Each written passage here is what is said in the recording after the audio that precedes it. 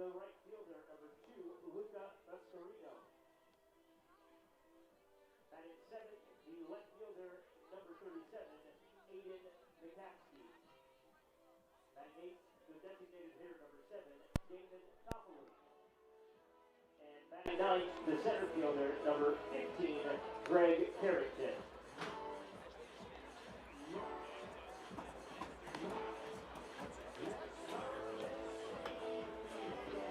The starting pitcher tonight for the Maple Leafs, number 28, Diego Dominguez.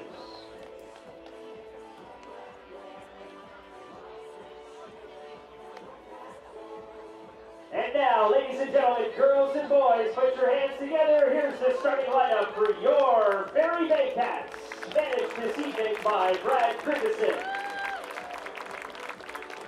Batting first, the center fielder, number 15, Jake Wilson. Batting second, the left fielder, number 95, Noel McGarry-Doyle. Batting third, the third baseman, number 8, Brandy Infante.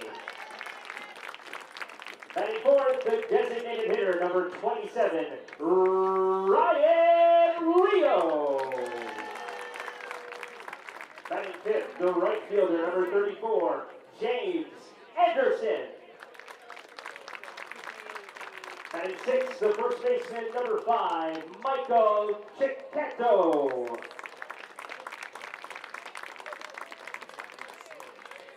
Batting eighth, the second baseman, number 14, Owen Kitson.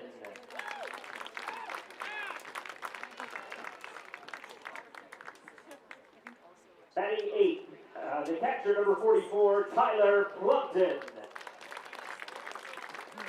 And batting ninth, the shortstop, number 3, Carson Burns.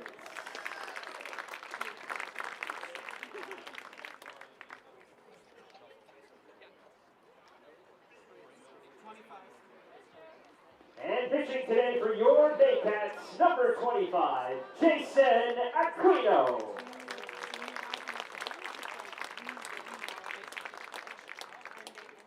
Hey fans, tonight is a very special evening here at the ballpark. It is Healthcare Workers Appreciation Night.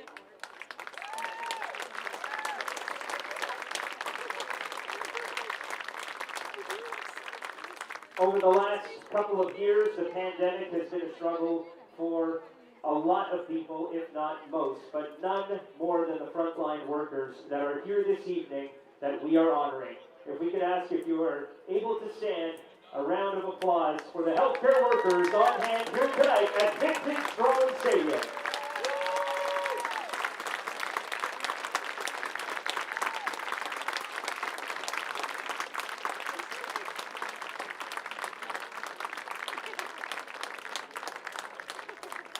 And now, ladies and gentlemen, a moment of silence.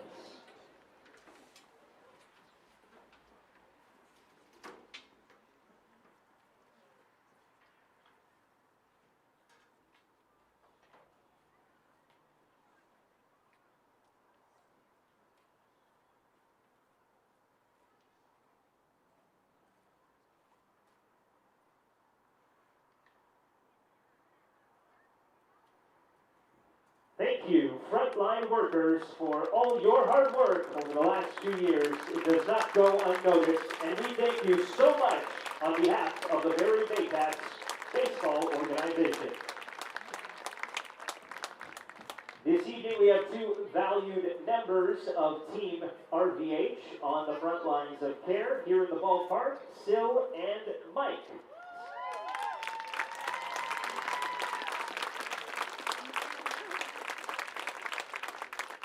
Sil and Mike are both nurses on the COVID-19 unit. They are both longtime members of Team RVH. They have spent the past 2 years caring for patients that have had COVID-19 and that have COVID-19. They are both examples of the incredibly dedicated members of Team RVH who, despite a grueling 2 years of dealing with the pandemic, never gave up on the patients entrusted to their care. They represent all that is great about Team RVH. One more round of applause for Mike and Sil.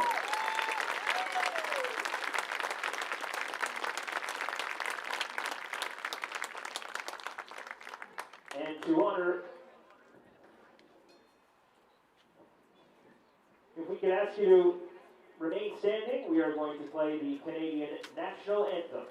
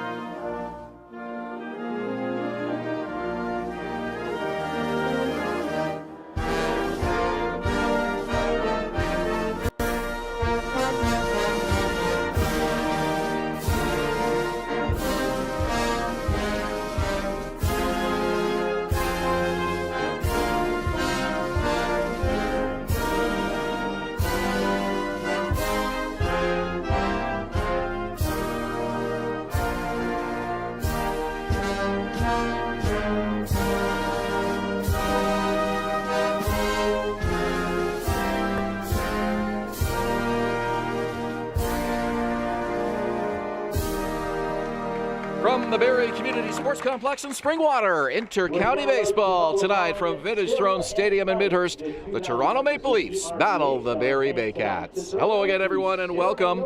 With Patrick Melbourne and Kendra Doyle, I'm Ben Davey. Third of 6 regular season matchups for these rivals, Patrick. Barrie with a 2-1 win here on opening night, and Toronto with a 4-1 win at Christie Pitts on Wednesday last week. So this Highway 400 rivalry is hotter than ever early on here in this 2022 season. And both these games have been close between the Maple Leafs and the Baycats. The thing that has been the separator, at least recently, for these two teams in that matchup at Christie Pitts was pitching and defense. It was good for the Baycats, but it was essentially perfect for the Toronto Maple Leafs, with the exception of one inning. The Maple Leafs will come in with strong pitching, they'll come in with strong defense, and the Baycats will need to prepare for that today. But their bat's been heating up. We'll see what they can do after a win last time out. See if they can keep that rolling this time. Let's take a look at the starting lineup for Damon Topley and the Toronto Maple Leafs tonight. Shortstop Jose Vinicio leads off. It's Dan Mara at second base, batting second. Former Baycat Jordan Castaldo at first base, batting third. Justin Mara, the cleanup hitter and catcher tonight. John Salazzo at third base, bats fifth. Luca Boscarino in right field, batting sixth. Aiden McCaskey, Damon Topley, and Greg Carrington. Bottom third of the order tonight for player manager tonight, Damon Topley. Jason Aquino on the mound, making his first start in a couple of weeks. He was scratched from his last start with arm inflammation, but he's back out there now. This season has pitched 5 innings. That came in opening day, I believe, against these Toronto Maple Leafs, Ben. 7 strikeouts, only 1 walk, so he's not allowed to run. Gave up 3 hits and has a 1.58 batting average against. It'll be a tough challenge for the Maple Leafs. And you are correct. That was a 2-1 Baycat win here on opening night. 3 Thursday nights ago, and you mentioned he was supposed to start 2 Thursday nights ago, but was substituted at the last moment due to a little bit of arm tightness, and Josh Matlow had to scramble a little bit, but they eventually went with Adam Kahn as the starter, and he ended up giving them a pretty good start to that ball game in any event for the Baycats as it was. Yeah, they made it work, and he pitched last time out against Welland in relief of Marshall Leishman, so he's been a good reliever. But today they're looking for a strong outing, deep into the game for Jason Aquino. He's a guy who can go deep into the game, at least 5 innings. They're hoping for maybe even a little bit more. Home plate umpire is Jared Mertley. Joel Goom is behind the bag at first, and James Lyles is the third base umpire tonight. Top of the first is brought to you by Starting Lineup Uniforms and Apparel, the official jersey provider of the Barrie Baycats. Your season starts here. Number 1, Jose Vinicio. Vinicio steps in. Jason Aquino makes his final adjustments as he toes the rubber as we get ready for the first pitch of tonight's ball game here at Vintage Throne Stadium. The left-hander winds, and the first offering of tonight's game is a called strike at 7:41, 16 Celsius game time temperature. We do have wind tonight, not at the moment, but we have had some gusts from right to left of up to 35 kilometers per hour, so we'll see if those pick up as we head through the ball game this evening. Right now, all is calm on those flagpoles above the right field scoreboard. Aquino working quickly. It's 1 ball and 2 strikes. For those not familiar with Aquino, he is a former big league pitcher for the Baltimore Orioles. He's made 7 Major League Baseball appearances for the O's in 2016 and 2017. A 1-2 record and a 6.32 ERA. 2 of those 7 appearances were starts for Baltimore. And this is his second go-around with the Baycats here in the Intercounty Baseball League. 1-2. Swung on and missed. And Aquino starts the game off with a strikeout. Fastball managed to get Benicio. Let's take a look at that defense for the Barrie Baycats. Left to right in the outfield will be Noel, McGarry Doyle in left, Jake Wilson in center, James Anderson in right, good speed in left and center. In the infield, Branfi Infante is playing third base. Shortstop is Carson Burns. Second base, Owen Jansen. Over at first base is Michael Chiquetto. Behind the plate, Tyler Plumpton for Jason Aquino. Dan Mara, the second baseman, takes a pitch, ball 1. Defense playing Mara straight away here.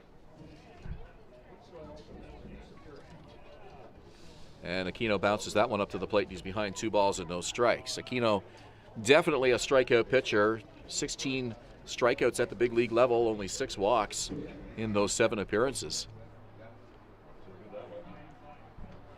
And looked absolutely brilliant in his 2022 debut for the Barrie Baycats against Toronto 3 weeks ago. 2-1 the count. Here's the pitch. Called strike, and the count is even, 2-2. Leaf hitters showing some patience at the plate here early on, and Aquino coming right at him. Infield pop-up. Left side, Infante and Burns over for it. It'll be the third baseman, Branfi Infante, taking it 2 away. Infante playing in his first game at third base in a little bit. Hitter sitting fastball on it. Just a little bit off on the timing and popped it up. First baseman number 5, Jordan Castaldo. Marcel Lacasse has returned to the Frontier League, so we wish him the best with his new team. So it's Branfi Infante at third today.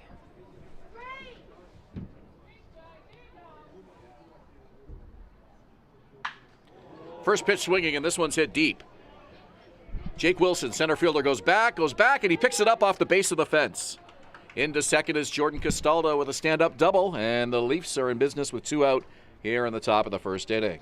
Was keeping an eye on the timing from Jason Aquino as he stood in the on-deck circle trying to get a hold of which pitches he was going to get. He picked right into the gap in right center field. Aquino threw 5 shutout innings here in that one other appearance against the Maple Leafs 3 weeks ago, but he gave up base runners in 4 of those 5 innings. The first 4 innings, he had to work with runners on base. And that's one of the reasons he didn't work quite as deep into that outing as he maybe could have with that stamina.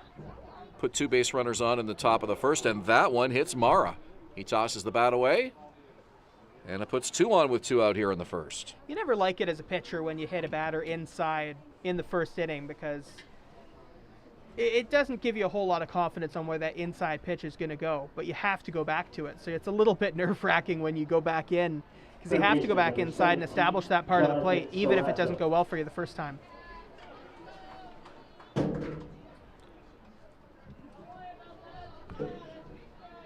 So Aquino had some jams to pitch out of in that game against Toronto on opening night. 2 base runners in the first inning, a couple of base runners in the second, 2 in the third as well. None of them came in to score, though.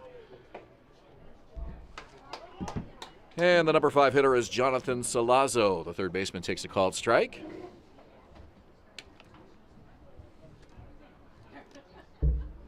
Third matchup for these teams already this season. 2 here in Barrie, 1 at Christie Pitts. Couldn't hold his swing, and it's 0-2. These teams will meet again here on July the 7th, and then twice more in July after that, and then that's it for the season. So the Toronto games early in the schedule here for the Baycats and Leafs this year. 0-2. It's a called strike 3. 2 runners stranded for the Leafs in the top of the first. We go to the bottom of the first inning with Barrie coming to bat. We're scoreless here at Vintage Throne Stadium. You're watching Baycats TV and in Barrie on Rogers TV. No runs, 1 hit, no errors for the Leafs in the top of the first.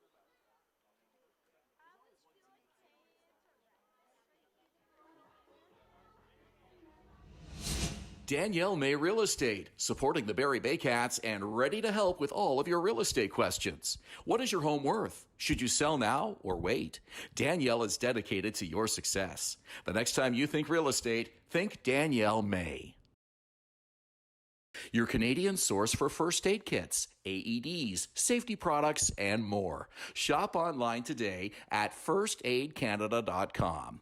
Life is precious. Be prepared.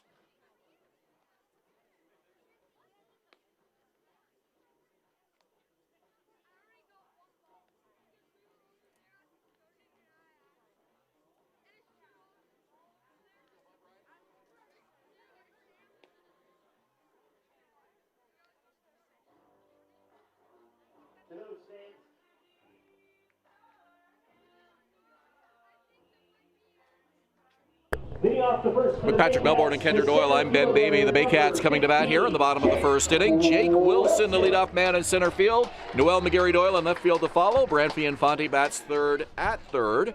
Ryan Rio, the DH tonight, batting cleanup. James Anderson at right bats fifth. Michael Cicchetto at first bats sixth. Owen Jansen, Tyler Plumpton, Carson Burns round out the bottom of the order tonight for the Barrie Baycats under acting manager Andrew White.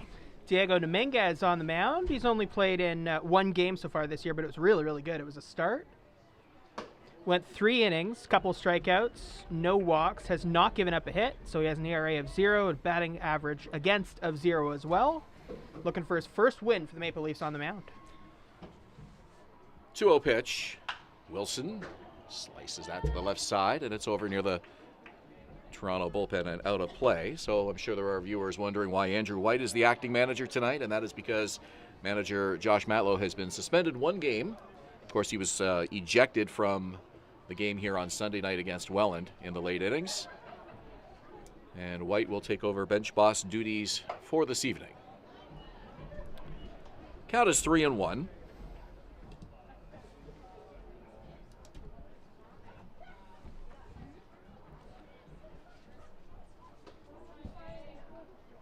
Dominguez to Wilson. Right side, picked up by Castaldo. The veteran underhand toss over to the pitcher covering, and Dominguez doing a little dance over there to get to first, but he's able to maintain his footing, and he holds on for the out. 1 away. Let's look at the defense for the Toronto Maple Leafs tonight. Aiden McCaskey is in left field for the Toronto Maple Leafs. Greg Carrington, a really good center fielder. And then the right fielder is Luca Boscarino, as the Baycats see him for the first time. Left, right in the infield's Jonathan Salazzo, a really good third baseman. Shortstops Jose Vinicio, saw him for the first time in Christie Pitts last week. Dan Mara is at second. First baseman's Jordan Castaldo. Baycats fans very familiar with him, former MVP for the team. Justin Morrow behind the plate for Diego Dominguez. Hit weakly back to the mound. Dominguez on that, plenty of time, gets the throw off. And McGarry Doyle, I say plenty of time. Boy, even that one, he ran out pretty hard. Love to see that hustle.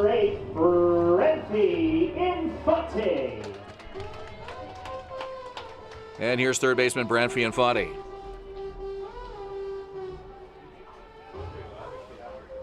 Fifth game of the season for Branfi. Comes in with a .231 average tonight. Don't let that fool you, though. Has a pair of doubles. He's a guy that's going to raise that average well above 230 before long. Home plate umpire Jared Merkley giving that pitch up in the strike zone, a called strike. The count is 1 ball and 1 strike here to Infante.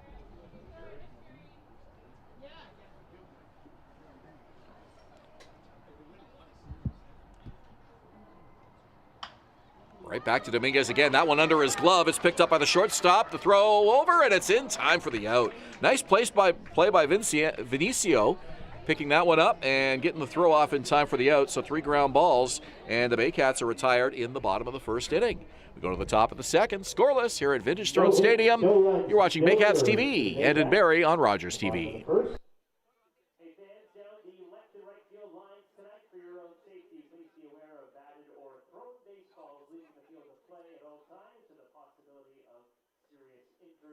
Also, anyone retrieving a game ball tonight that leaves the field to play.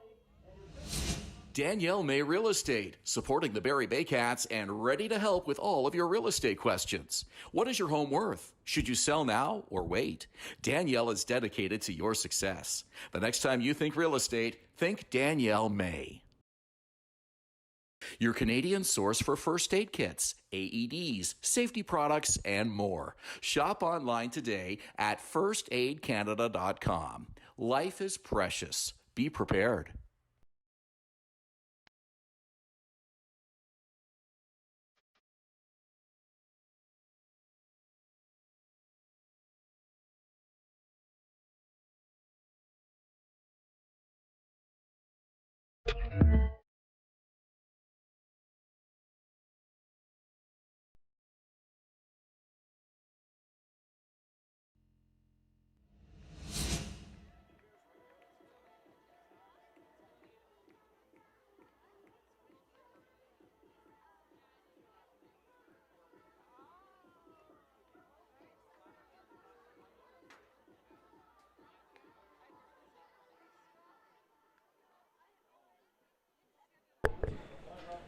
Top of the second at Vintage Throne Stadium. The Leafs and the Baycats are scoreless. Luca Boscarino due up, followed by Aiden McCaskey and Damon Toppoli to follow. Our second inning is brought to you by BarrieToday.com. Local news, weather, Baycat scores, and more. BarrieToday.com, your community, your news. First offering from Aquino is high and away. Jason Aquino looks like he's got his stuff tonight. Challenging hitters inside the strike zone. Not backing away when things don't go well either. We were just talking about that a little bit off the air. And he's a guy that is used to good hitters against him. He's pitched in Major League Baseball. If something doesn't go right, he's not going to let it go against his mentality. He's going to go right back out there and trust his stuff. We had about 6 minutes of sunshine here at Vintage Throne Stadium, and now clouds cover the sinking sun in the western sky. Both wore jackets today? Yeah. Looking at that overnight low here, 10 degrees. I don't think we're going to bottom out that low by the end of this game, but that's throughout chilly. This week, it has been raining an awful lot. And there was some rain south of here. Actually rained on my way to the ballpark, so. 3 balls, 2 strikes to Luca Boscarino, the right fielder. And a base on balls, and it's the third base runner for the Toronto Maple Leafs in this ball game. Aiden McCaskey is hitting .261 through 6 games for the Leafs. The left fielder, number 37, Aiden McCaskey. McCaskey hit a home run against these Baycats in that game at Dominico Field at Christie Pitts, last time these two teams faced off. Called strike to start him off. I believe that was his first game of the season with the Maple Leafs, and he looked really, really good, really comfortable.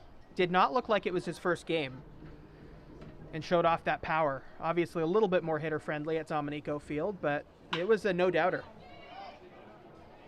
This one hit to the outfield, and it's an easy catch for Jake Wilson. Boscarino returns to first, 1 away. Here comes DH manager Damon Toppoli, an IBL veteran. Number 8 hitter tonight in his own lineup for the Leafs. Now, tell me this. If you were a manager and also could play and put yourself in the order, Would you put yourself in a hitter's position in the order? Fouled off down the left side. Depends how confident you are in yourself, and every manager has to have some confidence. And David Topley is an excellent manager, and he's a really good IBL player. So, well, let's see. I'm not doubting him. Pete Rose was a player manager. He filled out his own lineups and played, and I don't remember him batting too far down in the order. Well, if you were the manager, would you lead yourself off? Would you give yourself some? Well, I used to be a really good leadoff hitter back when I could run. Yeah. That was sort of my game, is, small ball, get on base. Can't run so much anymore? Couldn't hit for power. No, lucky if I can get down to first base. There's a ball slashed foul. Got a good chunk of that one. I wonder if he goes a little bit farther outside this time, trying to get him to chase. Same velo maybe, but. Wonder if Josh Matlow looks at a Damon Topley player managing, and or maybe Kevin Hinton did it for many years with Guelph, and maybe kind of gets that itch to go back out there and grab some wood and at least put himself in a DH spot. Well, there was one game last season where the Baycats. Little flare, and it's caught by the second baseman, Owen Jansen. No play at first, 2 down. There's one game last season where the Baycats were really short on players, and he did play one game. He got an at-bat last year, right? Yeah, okay. he was the DH for a game. Okay. Would have to go back and look at how he did. Must have been a road game because I don't recall that one. It was a road game. I believe it was, I think it was in Welland. Number 9 hitter is Greg Carrington, the center fielder. I'm not that confident about it being in Welland, though, so don't be surprised if you look it up and I'm wrong. Aquino's first offering fouled over the screen and out of play. It's not a real good thing for me to say in this role. Don't be surprised if you look it up and I'm wrong. But, it's just the one thing I'm talking about. Well, there. It just came up in conversation. It's not like you had the stats in front of you or anything. Carrington in his 8th game of the year. Of course, 200 average. Josh Matlow, a very good player on that 2005 team that won the Certainly championship. Was. Did you get to see much of that team? Yes, that was our first year doing games on Rogers TV, 2005, and of course the Baycats' first championship season. And we didn't do all the home games that year, but we did quite a few, and including playoffs.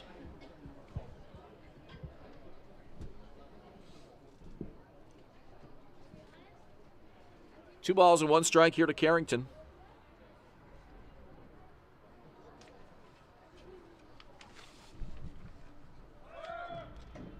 Runner goes, here's the throw down, and he's in plenty of time. First stolen base for Luca Boscarino. And he gets himself to second base with 2 out in the inning.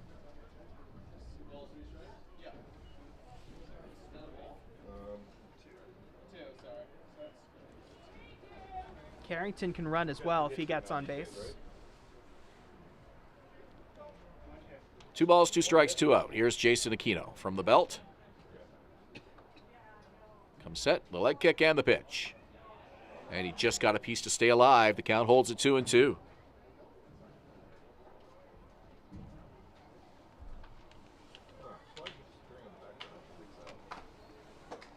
Sun coming in now from right field.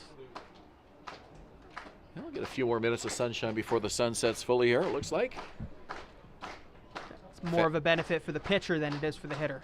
2-2, and this one is hit deep to right field. Anderson goes back at the wall. He looks up, and it is a foul ball. That ball just started to cross over into foul territory. As Anderson went back. Ended up getting fouled by quite a bit, but he got a lot of the bat on that. Greg Carrington's a good player. He's in that almost reverse leadoff role ever since they got Jose Vinicio. He started the year as the leadoff guy, but they've almost gone with 2 leadoff guys, one in 1 spot and one in the 9 spot. He barreled up on that 2-2 pitch. He hits another one, this one to center field now. Wilson, a long way to go. It's going to drop in front of him for a base hit. Rounding third, and coming in is Boscarino, and the Maple Leafs get the game's first run. It's an RBI single for Greg Carrington, 1-0 Toronto. Challenged him on a pitch that ended up right in the middle of the plate, and Carrington was prepared for it, just like he was prepared for the one right before that. Locked in that whole at bat. And Greg Carrington's someone who, if he can see the ball like that in this visibility, he's going to be one to watch all night. Vinicio started the game off with a strikeout. Aquino starts him off speed, and it misses outside ball one. Especially for Carrington as a left-handed hitter against the left-handed Aquino.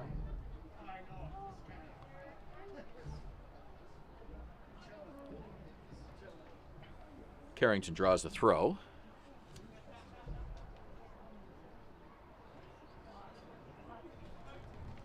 This Toronto team not nearly a threat to steal as the Welland Jackfish were with their I'm not sure there's a staggering team numbers. Anywhere that's as much of a threat to steal as the Welland Jackfish. And their success percentage is just outstanding. They just go on everything, it feels like. They're up to 50-something already. Now, Carrington does have one steal in one attempt. They're up over 40 definitely. I think over 50, and there's a team in this league that doesn't have a win yet. So that tells you how much they're early in the season. That tells you how much they're stealing.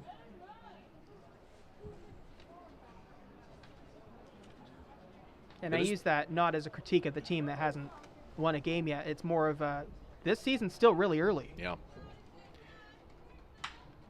This one hit to left center. McGarry Doyle slides and can't come up with a catch.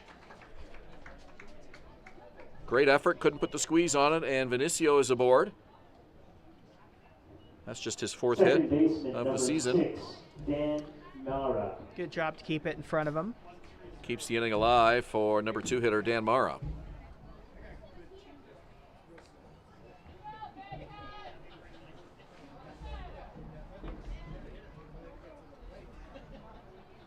Dan Mara, one of 3 brothers on this Maple Leafs team. Justin Mara, the catcher, also in the lineup here tonight. Adam Mara, a pitcher.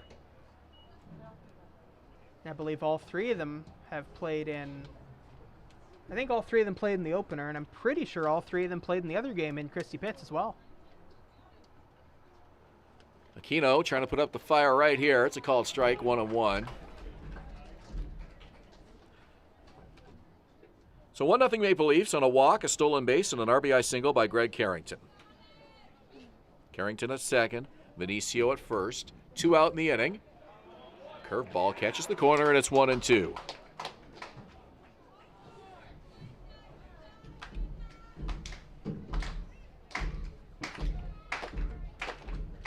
Fans urging Aquino to get the 3rd strike here with 2 out of the inning. Here's the delivery, and it's on the ground to second. They go to short for the easy out. Jansen to Burns, and that will do it for the Maple Leafs in the 2nd inning. But they get a run and get on the board first. It's 1-0 Toronto after an inning and a half. You're watching Baycats TV and in Barrie on Rogers TV. 1 run on 2 hits and no errors. For the Maple Leafs in the 2nd. By the way, the 2nd inning of play being brought to you by Barrie Today, BarrieToday.com. Local news, weather, Baycats scores, and more. BarrieToday.com. Your community, your news.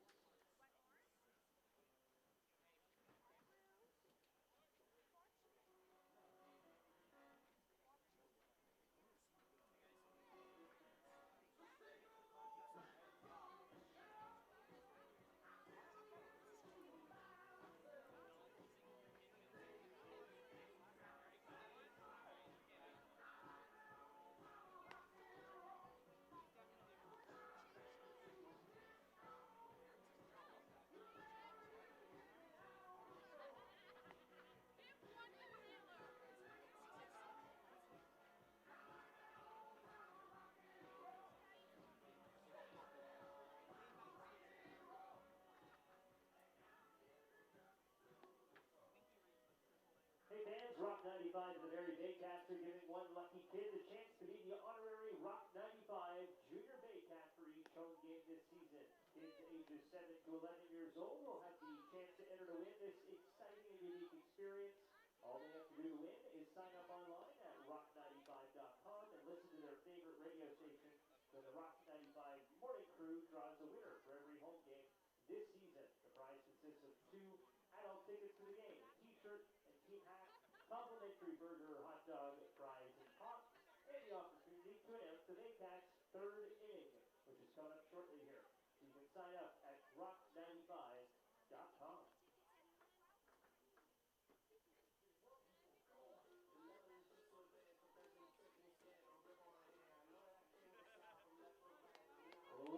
the second for the Baycats. The designated hitter, number 27, Ryan Rio.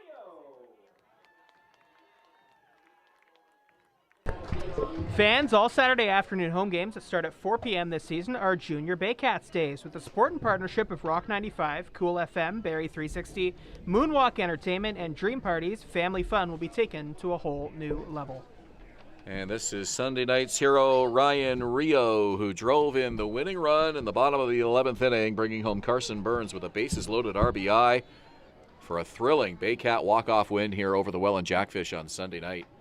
And they loaded the bases to get to Ryan Rio, which was interesting. I'm sure you were as surprised as I was that the Jackfish intentionally walked Roy Sando and Noel McGarry-Doyle to pitch to Ryan Rio in that situation. And those are two good hitters, but Rio was their best hitter last season. Hits this one to left field. And he's aboard to start off the second inning. The right fielder, number 34, James Anderson. He's heating up now that he's not dealing with the day-to-day injury that he had earlier on in the season. I believe it was a hamstring thing, but Ryan Rio looking very much the Ryan Rio the Baycats saw in 2021, where he was their best hitter. Led the team in a whole lot of categories. It was him, Wilson, and Cowan at the top. James Anderson also had a walk-off RBI earlier this season, scored a game-winning run in one of the Baycats' first home games as well. So he's factored into some clutch scoring this year for Barrie. 8th game of the season for James. And he bats here with a runner on and nobody out in the second inning. Rio with the lead, off speed, swing and a miss. Anderson in front of that one, 0-2. And I love that James Anderson can play whatever position he's asked. He can go behind the plate and play catcher. He can play in the corner outfield. He can hit anywhere in the batting order.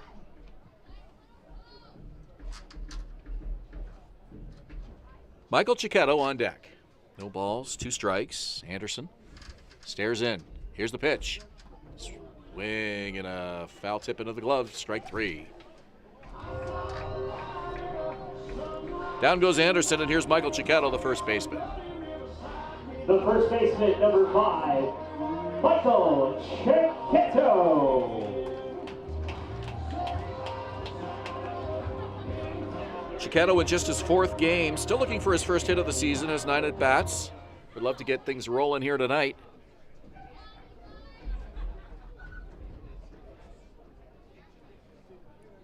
Jordan Castaldo holding Ryan Rio at first. First pitch swinging, and it's foul down the third base line. And he's another guy who can play multiple positions and play anywhere the Baycats would like him to. Plays primarily first base, does some DHing, but it can also play third base, as was shown in that game in Kitchener a while back. He was asked to play third for the first time this season. He played really well. A couple of Barrie Baycat legends standing at first base right now. Former Baycat Jordan Castaldo and current Baycat Ryan Rio. Teammates on the 2019 championship team. I was just about to say that. There's a nice picture for our photographer Bob Hurley. I'm sure he'll be on a nice shot like that. And if you're on the Baycats social media pages or the Baycats website, make sure to go check out Bob Hurley's photographs. He is a great photographer. As good as any in the league. This one over to second for one, over to first in time for a double play. 5-4-3, Rio and Cicchetto retired on that ground ball, and that will do it for the Baycats in the bottom of the second inning. Still 1-0 Toronto as we head to the top of the third. You're watching Baycats TV and in Barrie on Rogers TV.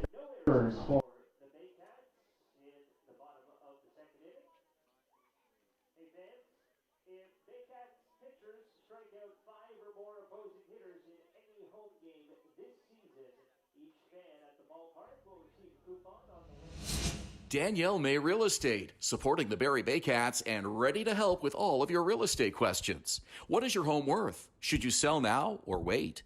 Danielle is dedicated to your success. The next time you think real estate, think Danielle May. Your Canadian source for first aid kits, AEDs, safety products, and more. Shop online today at firstaidcanada.com. Life is precious. Be prepared.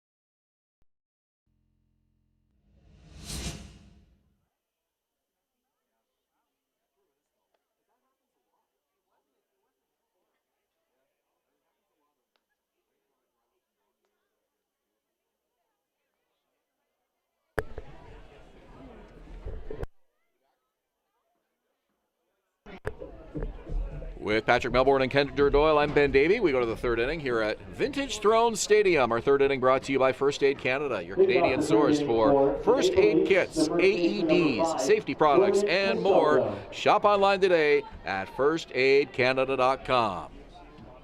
Former IBL MVP and Baycat IBL champion, Jordan Castaldo. For the strike.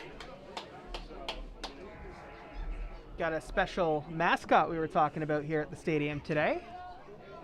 Blazin' Bill, the Buffalo Wild Wing mascot. And fans get, is it 5 free wings with 5 strikeouts? Hold on, I have it right here. It is. I believe it is. I got a couple of them in my wallet. If Baycats pitchers strike out 5 or more opposing hitters in any home game this season, each fan will receive a coupon on the way out for 5 free wings. And the Buffalo Wild Wings is located at 139 Park Place Boulevard on the Park Place Plaza. That ball must have got a piece of Jordan Castaldo as he throws the bat away and heads down to first. So he's aboard for a second time tonight. And they were saying during the inning break that if you want to take a selfie with the mascot, you can. Have you ever taken a selfie with a mascot? Yes, actually. Yep. Both the Baycat mascot and I got the Wild Wing mascot at one point, Blazin' Bill. Josh Matlow may or may not be wearing that costume tonight. I'm kidding. He's nowhere near the field or the dugout. But you got to be at the park to get those free wings. So as much as we love having you on the Baycat TV YouTube broadcast, we can't bring the wings to you at home. Yeah, that you got to get to the park. And info I read out was from the PA script, not the other one. So make sure you gotta be here. If you haven't been to a Baycat game, get out here and join us some night. It's a lot of fun, and you could get some free chicken wings on your way home after the game. In the dirt, and the count is 1-2. Castaldo at first, top of the third inning, nobody out. Justin Mara at the plate for Toronto. So what's your Buffalo Wild Wings go-to?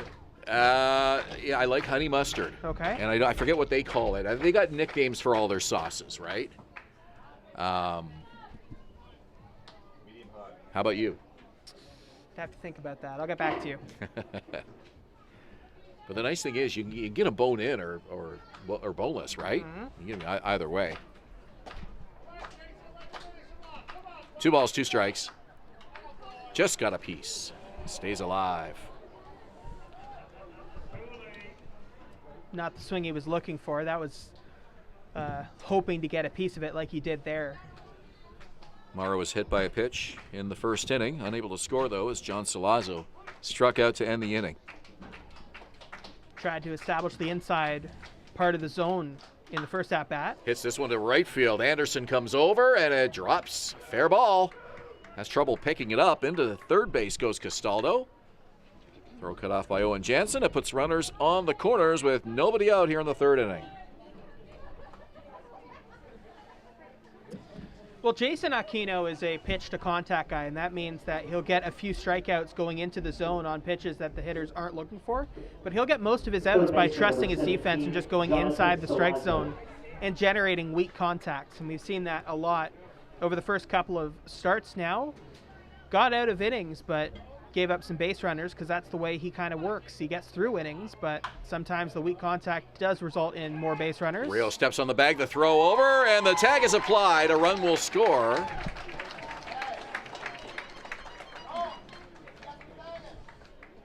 So Salazzo retired, Mara retired, and Jordan Castaldo crosses home plate to make it a 2-0 ball game. Heads up play by Michael Chiquetto over at first base. I think he deserves a lot of credit on the defensive side, both at third and at first. Every time we've seen him in the field this season, he's looked good. Chiquetto at first. My mistake. I said Rio. Chiquetto's our first baseman tonight. Rio the DH.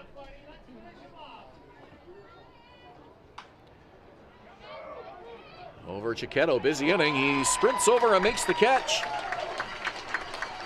Toronto able to score 1 in the top of the third. Quick moving ball game here tonight at Vintage Throne Stadium. Baycats coming to bat at the bottom of the third, trailing 2-0. You're watching Baycats TV and in Barrie on Rogers TV.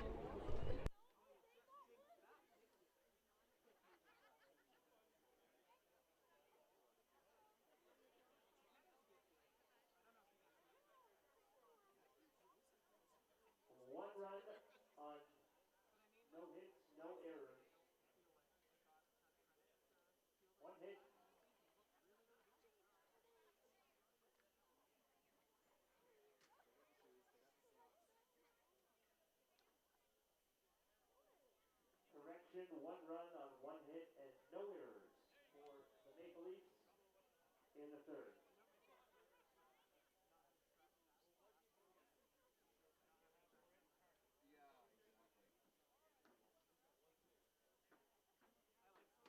Hey fans, here's the information for tonight's Junior Baycats.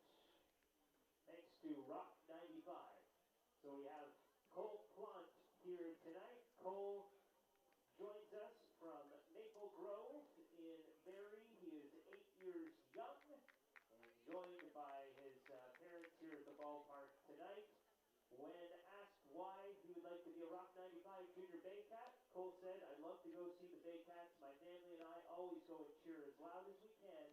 I would love to be able to announce the players during the 3rd inning." Well, your dream is about to come true now. Ladies and gentlemen, welcome your Junior Baycat tonight, Cole Clark.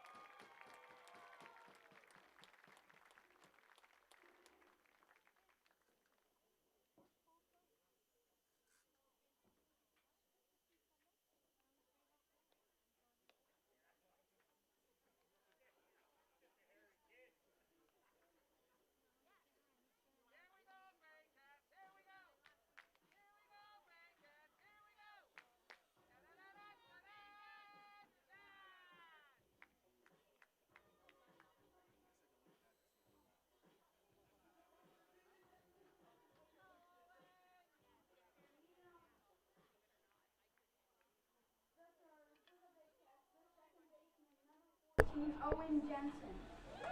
Bottom of the 3rd inning at Vintage Throne Stadium. Baycats up to face Diego Dominguez. It's the bottom 3rd of the order. Owen Jansen, Tyler Plumpton, and Carson Burns due up for Barrie. Throwing really well on the mound right now, just going in, challenging hitters early on in the inning.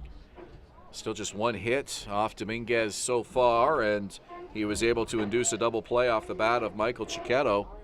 You see some pitchers when they're new to a league try to paint outside the strike zone and be a little too precise, and sometimes that doesn't always work. When you see pitchers go inside the strike zone like Dominguez is and trusting their stuff, Benicio with the throw across, and it's in time. they'll often generate weak contact and get a lot of outs that way. 8-year-old Cole is our Junior Baycat announcer. Let's listen to him.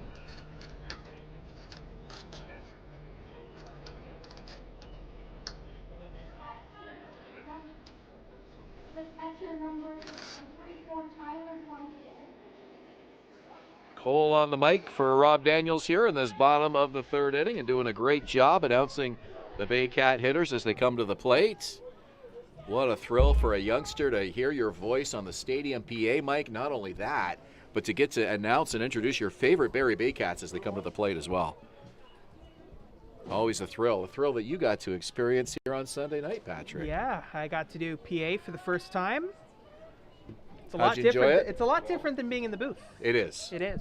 Yeah, have to balance a whole lot. It gives me a lot of additional respect for Rob, who's currently the PA guy, Rob Daniels, and then Mike Clark, who did it for so many years here. Yeah, it's a tough job. It's more than just reading out the names. And you had to really pay attention to those extra innings, too, with the Ghost Runners. That's the other thing. That, yeah, and you have to introduce who they are. Yep. A lot to it. Fouled off past the Toronto dugout. Now, count is 2-2. What phrase do you prefer for that runner in extra innings? Do you prefer ghost runner, automatic runner? Yeah, I've heard ghost runner used more than any other term, so that was the terminology that I kind of picked up. I think the big counter to that.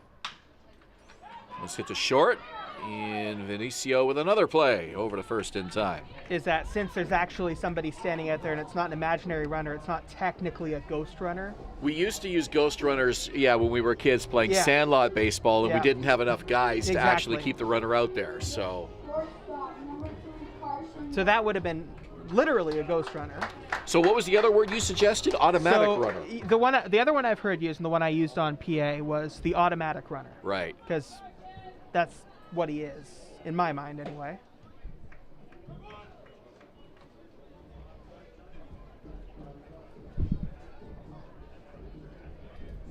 Well, it's still going to take some getting used to. It's just a strange way for a ball game to end, I've always thought. Thank goodness they don't do it in the playoffs. But it does still seem odd to me that you can get out of the top half of the inning, and then in the bottom half of the inning with that runner at second, a single can win you the game. I think personally I'd still prefer either a tie after 12 innings or waiting to put the ghost runner on for an additional inning. Maybe wait until even the 12th. Into center field for a base hit. Second hit of the night for the Baycats. Carson Burns is aboard with a hit. Because I think a big part of the opposition to the ghost runner is how quickly it happens once extra innings happen. So if you wait maybe until the 12th inning, then most people want it to end, right? At that point, from both the players and the fans, everybody wants to see how it ends at that point. Right. But in the 10th inning, everybody's kind of on the edge of their seat watching.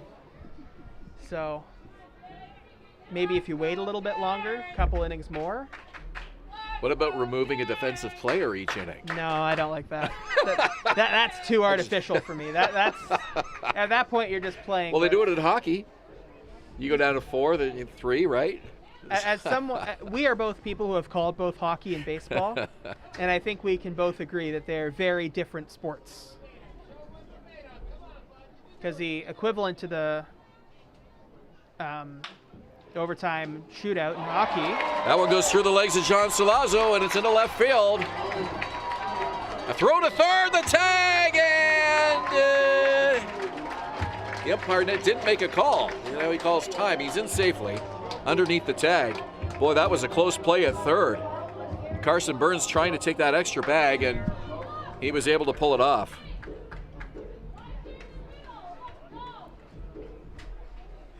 So that'll be E5 on John Salazzo, I'm sure. And Burns is at third, so runners on the corners here with 2 away. So the equivalent to the hockey is a you home run derby in extra innings. Now you're talking video game. Well, you get a couple of your best players out there, and you. Sure. Who wouldn't like to see that? Yeah. Probably the same people who are more fans of pitchers hitting, I think, are going to be the people who aren't. People who really like the traditional side of baseball rules, which I respect. How about if it goes 12 innings, you put broadcasters on the field? That wouldn't go well for anybody. I don't know if you've seen me play baseball. You and I have to put on the catcher's gear. At one point, I was in elementary school playing some softball. I was a third baseman, and I had a hitting streak of 20-something, okay? And it lasted almost all the way until my final game in my final at-bat, and then I struck out to end my career. So I almost had a hitting streak going to the end of my career, but then I struck out to end it. So. Well, you went down in a blaze of glory from the sounds of things. Fouled off left side. It's a 1-1 count to Noel McGarry Doyle. Wasn't quite what I'd imagined.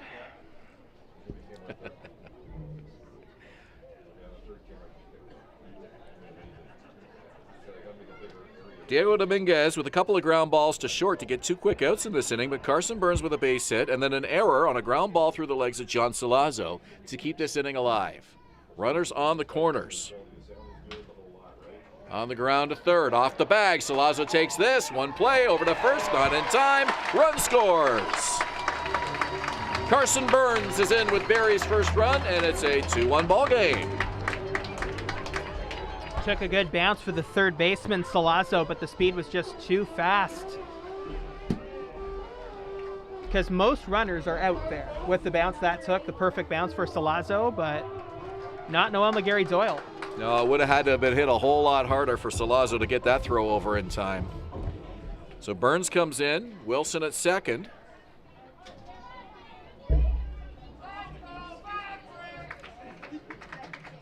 Two on, 2 out. Baycats now down by a run here in the third. Dominguez with a fastball. Salazzo gloves that one. Makes the throw over. Plenty of time for the out. Busy inning for John Salazzo, but the error proves costly as Carson Burns gets Barrie's first run of the game. It's 2-1 Toronto after 3. You're watching Baycats TV and in Barrie on Rogers TV.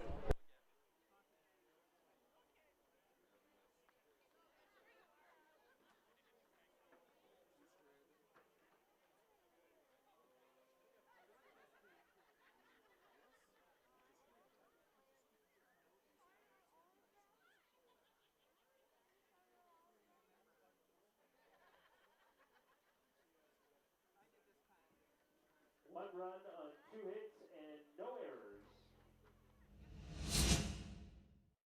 BarrieToday.com. Local news, weather, Baycat scores, and more. BarrieToday.com. Your community, your news.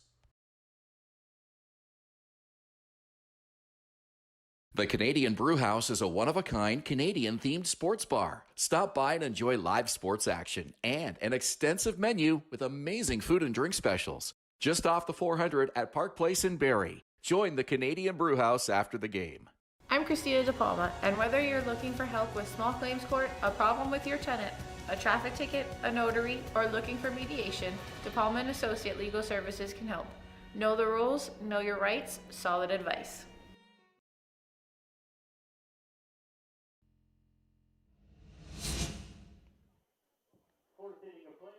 By Centerfield Foods. Centerfield Foods feeding fans. Moving along to the fourth inning at Vintage Throne Stadium with Patrick Melbourne and Kendra Duro. I'm Ben Davey. It's the top of the fourth for Centerfield Foods, feeding fans and families at the Barrie Community Sports Complex since 2005. 2 runs, 4 hits for the Leafs, an error. They've stranded 4. A run, 3 hits for the Baycats. No errors. They've stranded 2. And it's the bottom third of the order for Damon Topley. Hayden McCaskey, Damon Topley, and Greg Carrington. This one deep, and it's off the wall. Around first as McCaskey's into second with a stand-up double. And here come the Leafs in the top of the fourth inning. Aiden McCaskey has shown over and over again now how much power he's got and how much he can drive balls to both fields. Mentioned his first time up that we saw him hit the home run in Christie Pitts. Now with another big hit there. He's a guy to watch this season. Was not in that lineup on opening day for Toronto, but he's a guy they're going to like to have in that lineup throughout the year.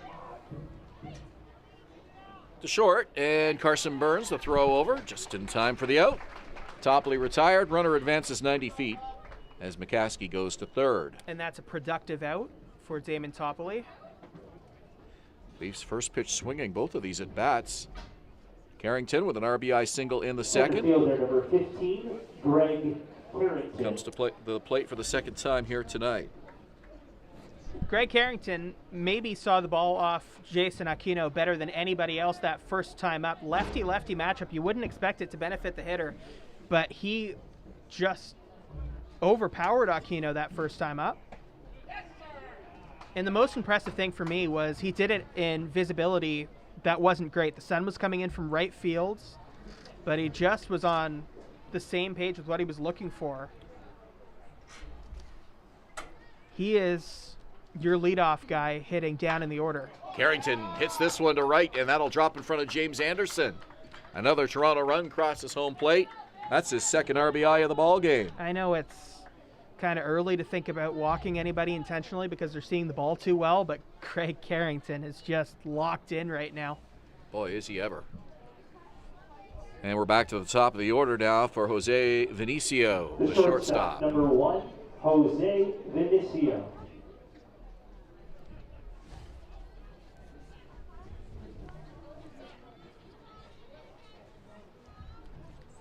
So Jason Aquino with the Baycats with a 3-1 deficit. That one fouled back to the screen.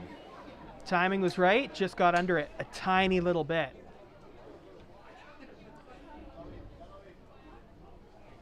An aggressive approach to at the plate for the Leafs. They're up here first pitch swinging this inning. And with a pitcher like Aquino where he's pitching to contact, why not? Because it's more likely than not going to be inside the zone. You can see what you've got. You're up. Carrington draws a throw, and now the ball gets away. Carrington goes to second. If you're Vinicio, this is the third time you've been up now, so you should have a decent understanding of what Aquino is bringing and should be able to guess first pitch. You're probably going to see a lot of hitters go first pitch now with all that in mind. Conference on the mound. Let's check in with Kendra and see what's going on down at the bullpens. Current bullpen activity, we have right-handed pitcher Evan Souls warming up, looking to make a possible appearance for the Baycats tonight. Souls pitched in that game against Welland. He's pitched in most of the games this season for the Baycats.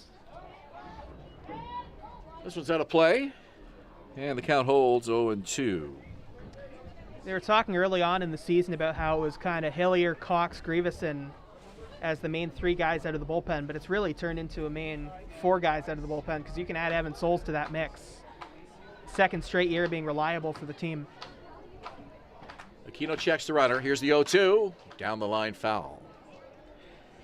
Battle of Dominicans here. Jose Vinicio from Santo Domingo, Dominican Republic. Jason Aquino from San Pedro de Macorís. And something that they've talked about with Evan Souls is just getting him into positions where he can give them a bit more stamina out of the bullpen. And we've seen that over the last few games. He can give them multiple innings. So even if you don't think you're bringing in a pitcher for Aquino yet, it's good to get him up early and just warmed up. Souls with a sparkling 2.77 earned run average.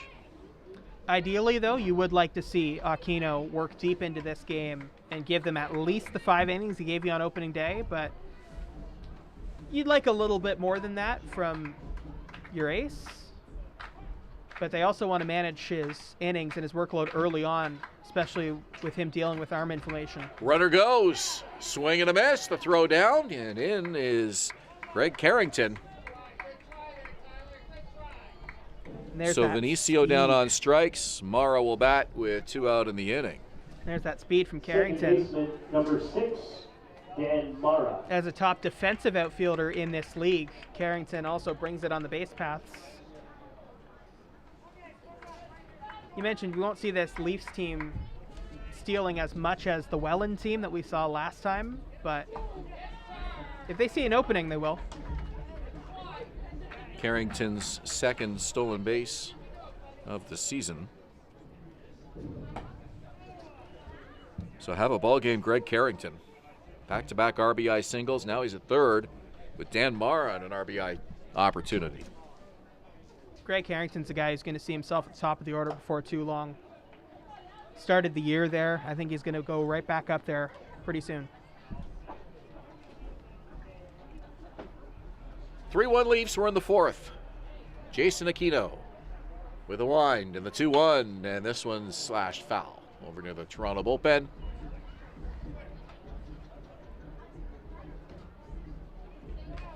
Two and 2 count. Sun is mostly set in right field. You can still see the daylight, but the sun's not in anybody's eyes anymore.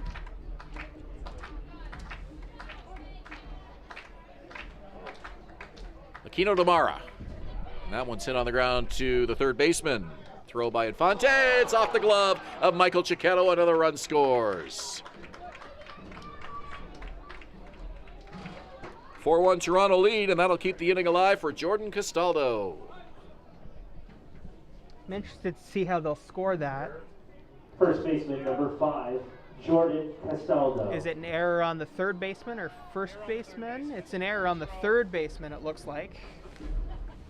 Infante's throw is a little high. He moved over into shortstop territory as Burns was running in. Burns would have been too late to get it, so it wasn't a bad decision to move over and get it, but the throw was just a little bit too high.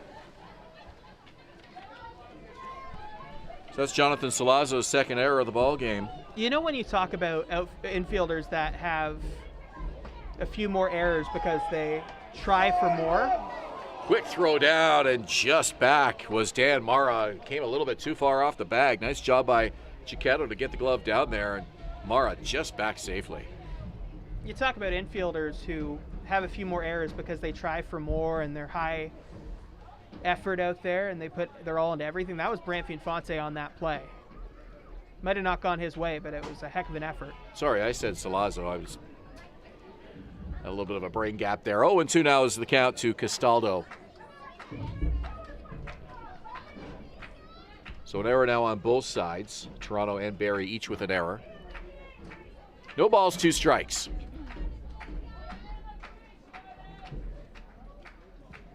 Jason Aquino with the 0-2.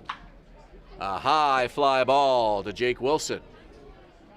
Retreating to his right, under it, makes the catch, and that will do it.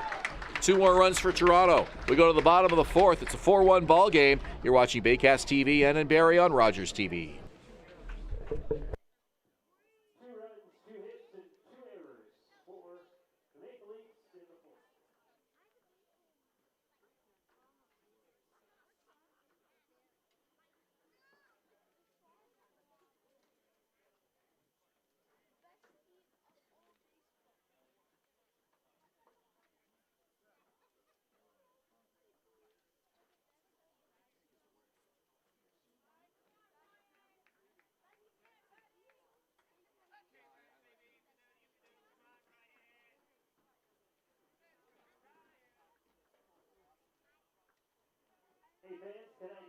Throne Stadium is Healthcare Worker Appreciation Night at the ballpark.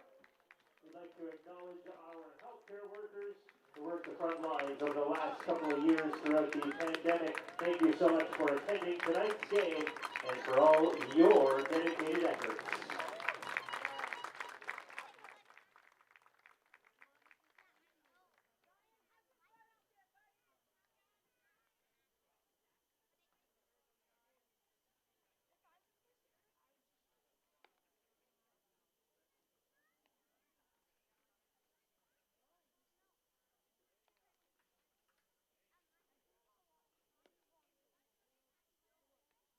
Hey fans, we have some prizes that are up for grabs with winning ticket numbers. So if you have ticket numbers for prizes tonight, please get those tickets out for a batting t-shirt.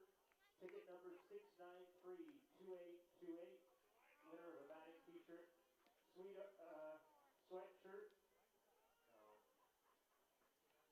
Sweet oven half dozen cards is 6932812. Olive oil, $25 gift card, 6932826. Claim your prizes at the front gate. Thank you. Bottom of the fourth inning at Vintage Throne Stadium. Barrie with some work to do. They trail by 3 in this third of 6 regular season matchups between the Toronto Maple Leafs and the Barrie Baycats. Ryan Rio, James Anderson, Michael Cicchetto. Due up for the Baycats. Good crowd here tonight, urging Rio, the hero here on Sunday night, to get something going here for Barrie in this fourth inning. They have just 3 hits so far off Diego Dominguez. Fastball high, 1-1. Wouldn't be a bad idea for Dominguez to pitch around Ryan Rio just a little bit here. He's been seeing the ball really well lately.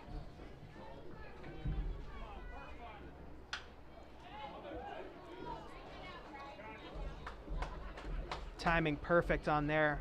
Maybe something that he wasn't super happy with early on in the season, but he's really fixed the last couple of games. Definitely a guy to pitch carefully, even with nobody on. 1-2 the count here.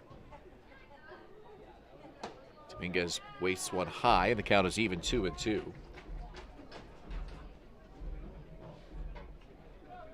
We talked about the intentional walks that brought Rio to the plate on Sunday night for that clutch game-winning RBI in the bottom of the 11th inning. Did you see the White Sox-Dodgers game where manager, this one's hit to center field, and not very deep. Back on it as Carrington takes it for the out. Rio just getting underneath that one a little too much. White Sox manager Tony La Russa walked the Dodgers' Trey Turner intentionally with the count 1-2 on him and a runner at second base. Max Muncy followed and hit a 3-run home run. I think in that case, Muncy hasn't had the world's greatest season so far, but still Max Muncy. First time I can recall a player, at least in the big leagues, being intentionally walked with a 1-2 count. But well, you don't normally do that because you don't want to bring the confidence of the pitcher down. Caused a lot of confusion. Freddie Freeman was standing at second base. He looked as puzzled as anybody. Because when a pitcher's in a 1-2 count, that's his moment. Dan Mara, better hurry, gets the throw over in time. Anderson was running hard. Throw beat him by a good step, and there's 2 out in the inning. First baseman number 5, Michael Cicchetto. When you're 1-2 on a batter, on the mound, you're staring in, trying to get that strikeout, and having that good pitcher's count to try and get that dominant at bat. You're kind of not letting him do that, and that'll be a little bit demoralizing. I'm not sure who the White Sox pitcher was, so I'll have to go back and take. Oh, and now Cicchetto is hit. So that was a pretty soft one, but he'll take it. He's aboard now with 2 out in the inning. Baycats need some base runners. Number 14, Owen Jansen. Owen Jansen, 0 for 1 today. Baycats in Hamilton tomorrow night at 7:35. They are off Saturday, and then we have our second Sunday night baseball game of the year to wrap up the weekend here at Vintage Throne Stadium. That's a 7 p.m. matchup against the Guelph Royals. And the Sunday night matchup a little bit different last time. What do you think of the Sunday night? It's kind of cool. Yeah, I know people were really excited to get Sunday night games back here in Barrie because, as I've said, folks around here like to take off for the weekend. They like to go to the beach or the cottage, and the traffic is just horrendous getting home on a Sunday afternoon and evening here, through Barrie specifically. So it works out great to just pull over, watch a ball game on a Sunday evening, and by the time you get on the highway, the traffic's cleared up. So we had a pretty good crowd here last week. I'm sure the numbers will grow as we continue to have these Sunday night games through the summer. Of course, the whole schedule available on barriebaycats.com in multiple formats. You've got a iCal for your phone. A who? Well, you can download it right to your phone. Oh. Get it in your calendar. Well, you called it an iCal. Yeah, it's called an iCal. Okay. 1 ball and 2 strikes. If you're like me and you're old school and you like the paper copy of the schedule, you can get these at Vintage Throne Barber Lounge. That's where I got mine, my 2022 Baycats regular season schedule. Yep. And that's got the QR code on it, so if you want to scan that and get it electronically, you still can. So does the program you can get at the ballpark. I like my paper copy of the schedule here. You can look at it all in one glance. Swing and a miss, strike 3. And down go the Baycats. So they strand the runner at first. And through 4 innings now, it's a 4-1 Toronto lead. You're watching Baycats TV and in Barrie on Rogers TV.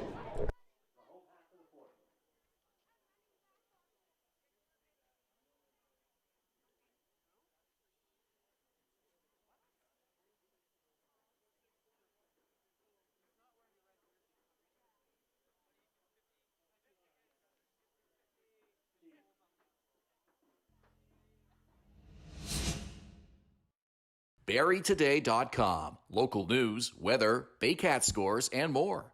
BarrieToday.com. Your community, your news. The Canadian Brewhouse is a one-of-a-kind Canadian-themed sports bar. Stop by and enjoy live sports action and an extensive menu with amazing food and drink specials. Just off the 400 at Park Place in Barrie. Join the Canadian Brewhouse after the game. I'm Christina De Palma, and whether you're looking for help with small claims court, a problem with your tenant, a traffic ticket, a notary, or looking for mediation, De Palma & Associate Legal Services can help. Know the rules, know your rights, solid advice.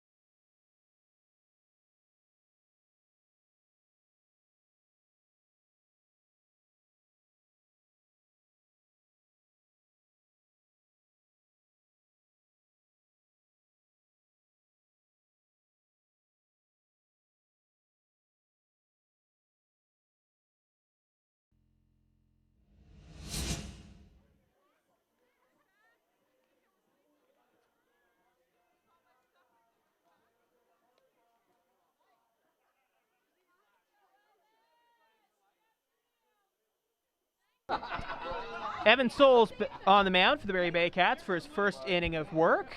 She was breathing fire there. So first inning for Evan Souls in relief of Jason Aquino. Pitched the first 4 innings of this game. The pitch for the Maple Leafs, the catcher, number 9, Justin Mara. And Aquino pitched to contact most of the time.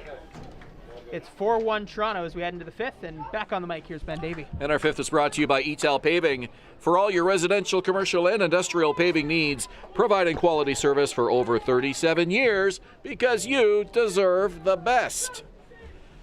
Justin Mara, John Salazzo, Luca Boscarino for the Maple Leafs here in the 5th inning, and Stayner native Evan Souls will make his 7th appearance of the season. We mentioned that sparkling ERA, 2.77.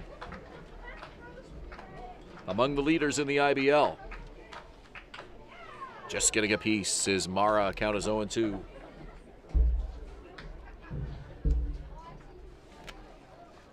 London's Jose Arias leads the IBL among ERA for pitchers with a 0.72 ERA.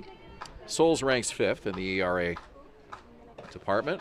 You'll mostly see 3 pitches from Evan Souls, fastball, curveball, and a change. second year with the Baycats. First year was really good. Came in as one of the league's youngest pitchers. An 18-year-old rookie last year, and this one is hit to second base. Off balance throw, not in time. Oh, they got him! They got him! I spoke too soon. Great play by Owen Jansen. That off balance throw to get Justin Morrow one away. Jansen is proving to be one of the best defenders on the team. The third baseman, number 17, Jonathan Salazzo. Can play third base, can play second base, and he fits right into the middle of this lineup. Made a great off-balance throw and just beat Justin Morrow by a hair. So John Salazzo, the third baseman, comes up. He's 0 for 2 tonight. It was too bad last season that we didn't get to see Owen Jansen with the Baycats for that long, but this year, seeing him a lot more, and it's really cool. He's a good player. Leafs head to Brantford tomorrow night. It's the first of a home-and-home with the winless Brantford Red Sox. Still looking to crack that goose egg in the win category. They'll try to get one or both against the Leafs on this weekend, as this one's fouled away right side 1 and 2. Tomorrow's game 8 p.m. at Arnold Anderson Stadium. Both teams are off Saturday, and then the rematch is Sunday afternoon at Christie Pitts in Toronto. Brantford and Brantford and Toronto with a pair of games home and home this weekend. 1-2 from Souls. High, and the count is even 2 and 2.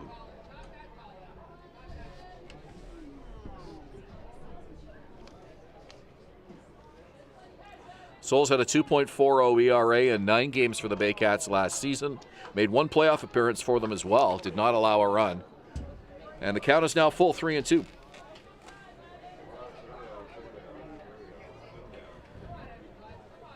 (4-1) Toronto hits 6-3 in favor of the Leafs as well. Souls to Salazzo. Swing and a miss. 2 outs for the Leafs in the 5th. High fastball was not sitting on it. Good pitch. Luca Boscarino walked, stole the base, and scored in the 2nd. Popped up in the 3rd. And he'll bat here with 2 out in the 5th inning. Souls puts that one in the dirt.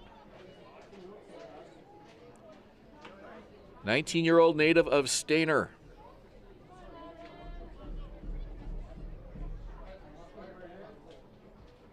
The wind and the pitch.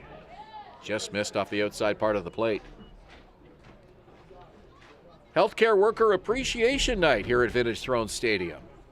And we have a good turnout here tonight at the ballpark. And a nice ovation of appreciation for them prior to the national anthem tonight. Nice to see so many out this evening enjoying a ball game.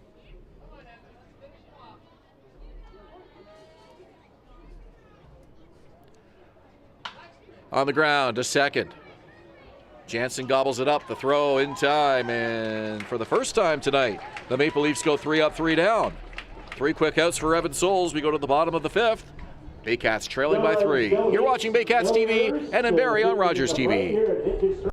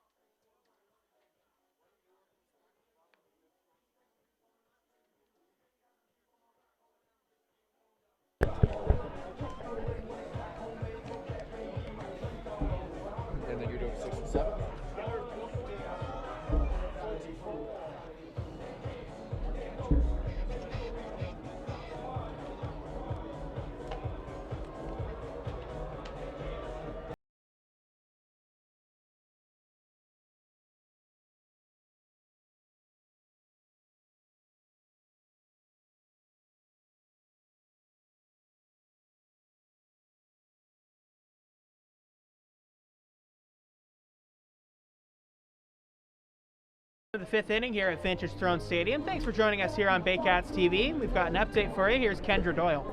Left-handed pitcher Riley Hoover now in the bullpen, looking to make a possible appearance for the Baycats tonight.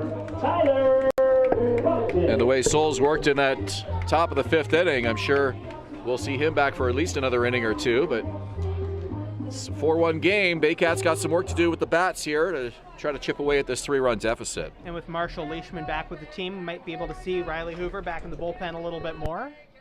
Started the season as a starter, and he's looked really good. Plumpton pops it up, right side, and the catch is made by Jordan Castaldo, 1 out. Plumpton 0 for 2 tonight. Carson Burns has one of Barrie's 3 hits. He has scored the lone run of the ball game for the Baycats, and he'll bat here with 1 out in the bottom of the 5th inning.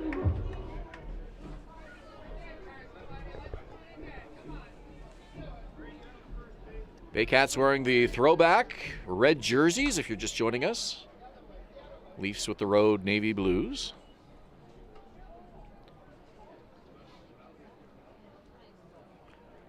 We're going to see these retro throwback jerseys several more times this season. The nod to the 05 championship team. 1 ball, 1 strike here to Carson Burns. Mentioned that you called some of those games that year. Right here on Rogers TV. Yeah, it was an exciting season.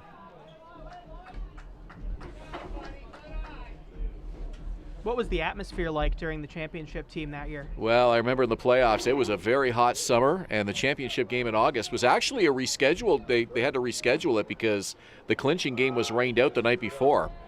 I think it was supposed to be a Saturday night. It was rained out, and it was a very hot, muggy Sunday, but the rain held off, and I mean, this place was just packed with people. Strike 3, down goes Burns, 2 away. And you can view that game on our YouTube channel, the Yes. 2005 throwback game. Number 15, Jake Wilson. We did not actually have a Rogers TV broadcast of that game that particular year, and I think part of the reason may have been because it was rescheduled. Right. It made it a little bit of a challenge to get enough crew out here for that game, which was unfortunate, but there is video of it, fortunately. Thanks to our producer Brian Backlund. Although there's no play-by-play, you can still watch the video footage of that. We should go back and recall the game. game. That would be a lot of fun. That would be fun, wouldn't it? Yeah, it sure would. We'd have to pull out the old rosters. Bring it up on our monitor here and just call it. Why not? Maybe we should invite some members of that team to come in and guest. Oh my goodness, that would be fun. You're putting together an incredible idea here. Let's think about that. Never one to turn down an appealing project. Patrick Melbourne coming up with a fantastic idea. So we lay down the play-by-play vocal audio underneath the actual. Yeah. I love Get our it. production Love working it. and have the video on our monitor here and have us on the mic. We can do that. Recreating history 17 years after the fact. That's pretty cool. Could have a graphic on the screen with the score and everything. Just modernize it and bring it all up to modern day as if it was today. It's crazy to think that it's been that long. 17 years. It's been a while. Yeah. Of course, they had the streak of 6 championships, 2014 to 2019, but that was a long wait from 05 to 2014. Good at bat there from Jake Wilson. Baycats get a runner here in the 5th for Noel McGarry Doyle. The left fielder, number 95. Barrie has stranded 3. Noel McGarry. Still just 3 hits tonight off Diego Dominguez, who is rolling right along through this Baycat lineup. Working through the order for the 3rd time. Well, I really like that idea, Patrick. If you could make that happen somehow, that would be a thrill. That would be a fun thing to do. That would be my honor to put my voice on that broadcast. That was a historic moment here in Barrie. And I think since you did call play-by-play for that year, I think it would be right. Well, we bring you on it as well, and it would sound like a modern game, but it would be history. It'd be cool. Love it. 1-0 the count. Noel McGarry Doyle, 1 for 2. Runner leads. Wilson does not go, and this one's hit to left center field. And it drops in front of Aiden McCaskey for a base hit. 2-1 with 2 out in the 5th, and Brad Fianfani will come to the plate. the third baseman, number 8, Renfi Infante. 2 out in the inning. How about putting the double steal on here? Could think about it for sure. 2 fast runners. Wilson at second, McGarry Doyle at first. You mentioned Andrew White, the acting manager today. We'll see how aggressive they are. Brantfee 0 for 2 tonight. Baycats trailing by 3. Takes the first pitch and it's a called strike. Baycats had 2 on in the third when Infante grounded out to end that inning. So similar situation here. Same runners on. Wilson and McGarry Doyle, 2 out in the inning. Curveball catches the outside corner to the dismay of the fans here. 0-2 is the count.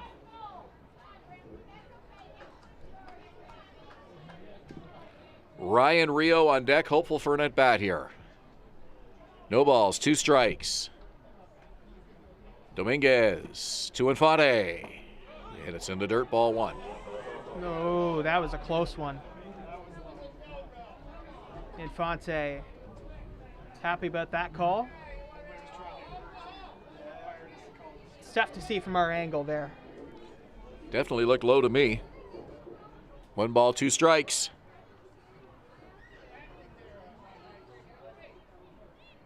Dominguez with the pitch. And it's blocked at the plate. Nice grab by Mara to keep that one from getting by. 2-2.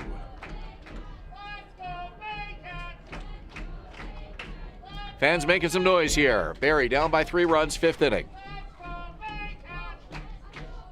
Runners lead. Here's the pitch. Misses, ball 3. And that will put the runners in motion with 2 out.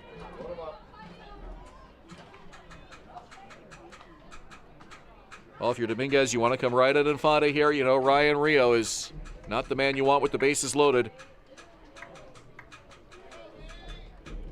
I would think Infante is going to see something good to hit here on this 3-2 count. Dominguez comes set. Runners lead. And there they go. Ball 4. And it will be a bases loaded situation for Ryan Rio with 2 out in the inning. And out for a visit is Damon Topley, along with catcher Justin Mara, shortstop Jose Vinicio in for the conference as well. I think they're going to leave Dominguez in here. They're just talking about how to pitch Rio. They're definitely leaving him in. It's a tough batter to face right now.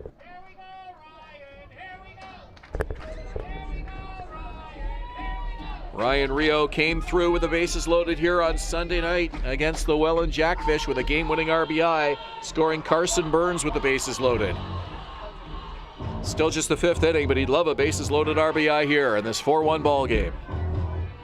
He was first pitch swinging that at bat. Let's see if he gets the green light here on the first offering from Diego Dominguez. Here it is, and he hits a high fly ball, got way underneath it. Boscarino looking for it, and the ball drops. It fell between the second baseman and the right fielder. A pair of runs score. I'm not sure how they lost that one. It looked like an easy fly ball. Yeah, it's the right fielder's job to call off the second baseman there. The second baseman is going backwards and has his back to the plate. He's just never going to be the one to make that catch. And if you're in right field, you have to be vocal and say, hey, that's my ball. Well, that was Boscarino's ball all the way. Absolutely it was. Don't know why, if he lost it at the last second or what happened, but... Well, Dan Mara heading back was likely calling for that ball. And that it should not have been Dan Mara's ball. That ball was hit so high, Wilson and McGarry Doyle were able to score easily, and that one goes through. Dan Mara picks it up, makes the throw, not in time. Mara still had a play despite mishandling that ball. It didn't get that far away from him. Made the quick throw over to Jose Vinicio, and they were unable to get Ryan Rio. So Infante scores, and how about that? couple of defensive miscues by the Leafs, and we now have a 4-4 tie. What an inning. Diego Dominguez must be thinking he should be in the dugout right now along with his teammates. And he should be in the dugout right now. And this inning is starting to unravel on Toronto. 2 outs, 2 on. Anderson and Rio aboard. Here's the first pitch to Michael Chiquetto. And it's frustrating on the mound when you're in that spot and you know you should be in the dugout, but there's nothing you can do. You just focus in and pretend it's the first batter of the inning. And the pitchers that can do that can refocus and pretend it's the first batter of the inning in a spot like this, are the pitchers that have the most success. Pretty much a situation where Dominguez has to get 5 outs in this inning. Pitch is low, 1-1. Absolutely. Boscarino should have had the 3rd out. Mara should have had the 4th. And well, I think the play in right field was a tougher one to watch than the one after that, because the exit velo off the bat from James Anderson at second base there, that was a tough play. Yeah, it was hit pretty hard. So you look at the way it was hit to Mara, it was going to require a really, really quick play and a good one. But the one in right field, that should have been caught in right field. 3 runs for Barrie here in the 5th. They're looking for more. It's a 4-4 tie. Diego Dominguez.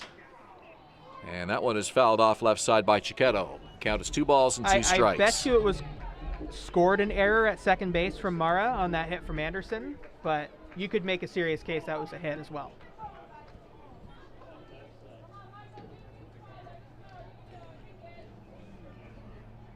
Rio at second, Anderson at first, Chiquetto at the plate.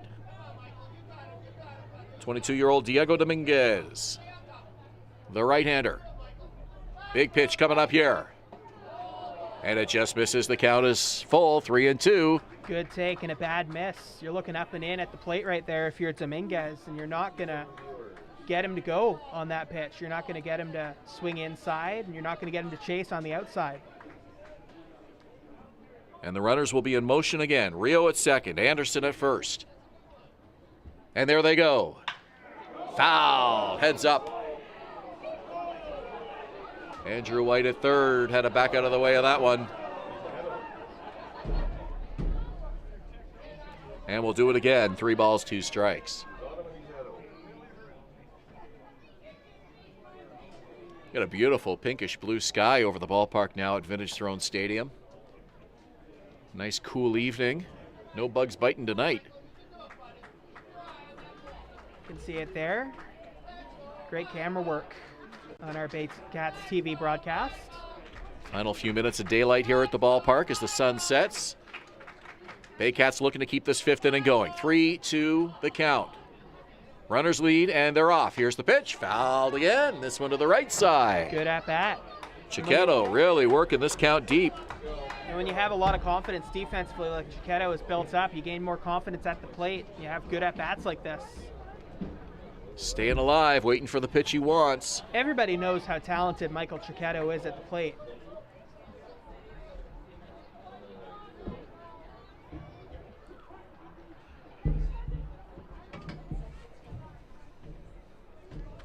Be a great time for his first hit of the season. 3-2 the count. 2 on, 2 out.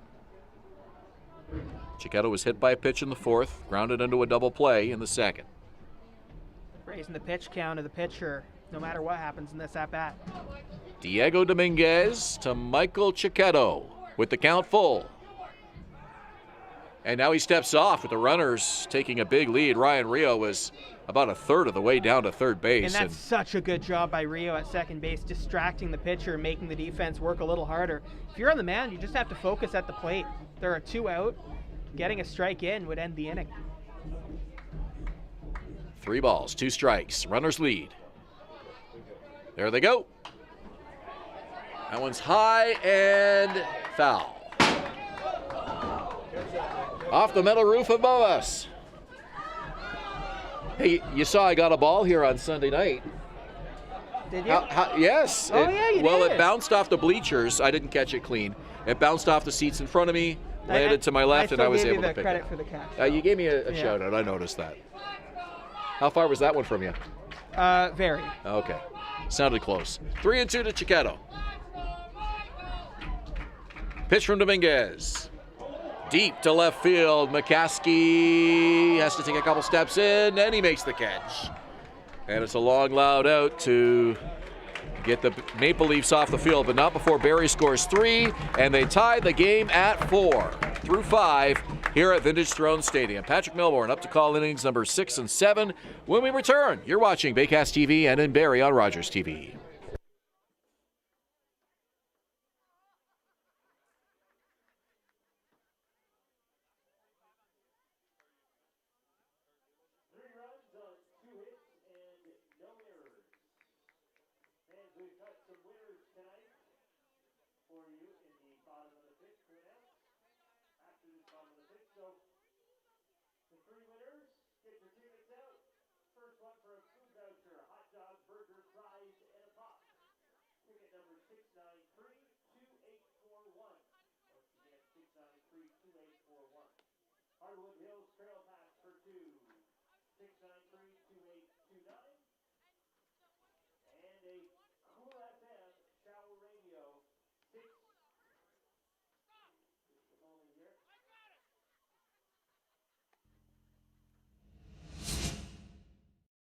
BarrieToday.com. Local news, weather, Baycat scores, and more.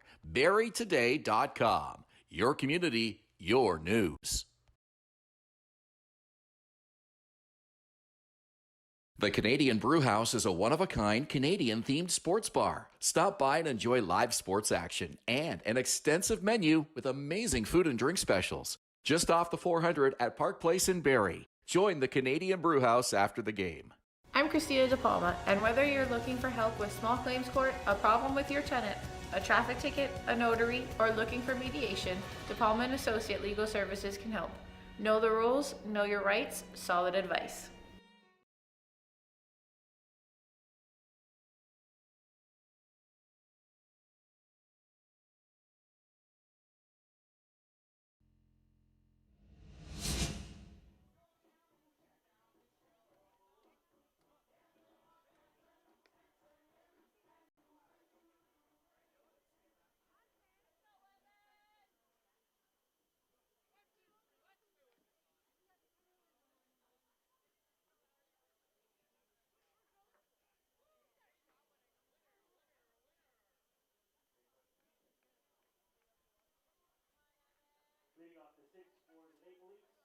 The left fielder, number 37, Aiden McCaskey.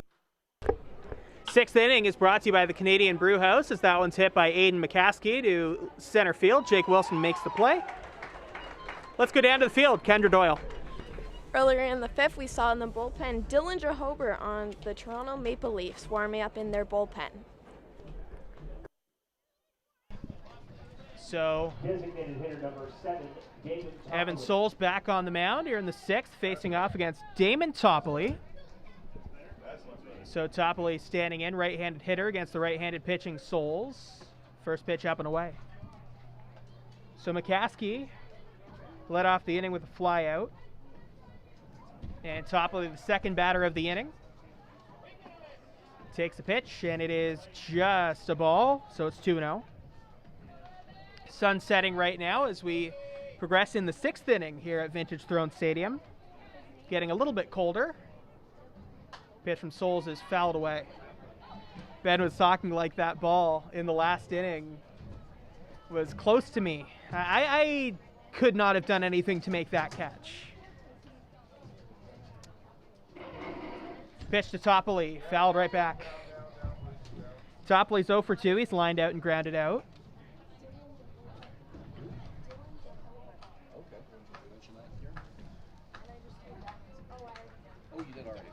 Pitch from Souls coming. And that is fouled off. Good at bat from Damon Topley.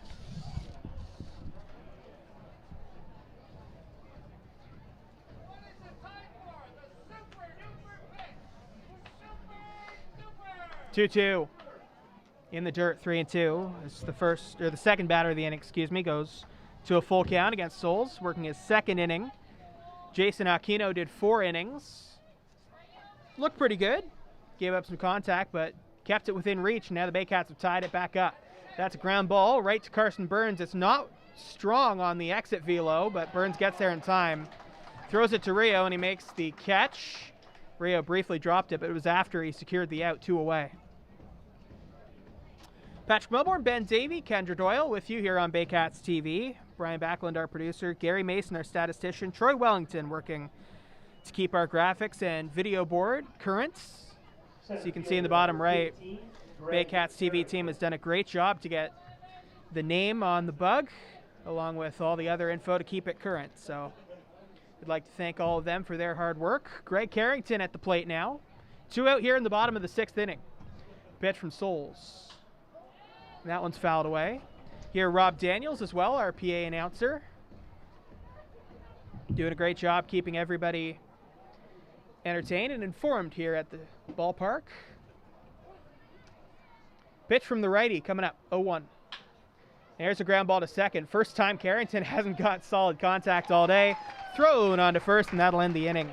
Heading to the bottom of the 6th inning, still tied 4-4 between the Maple Leafs and the Baycats. You're watching the Barrie Baycats and the Maple Leafs on Baycats TV and on Rogers TV Barrie.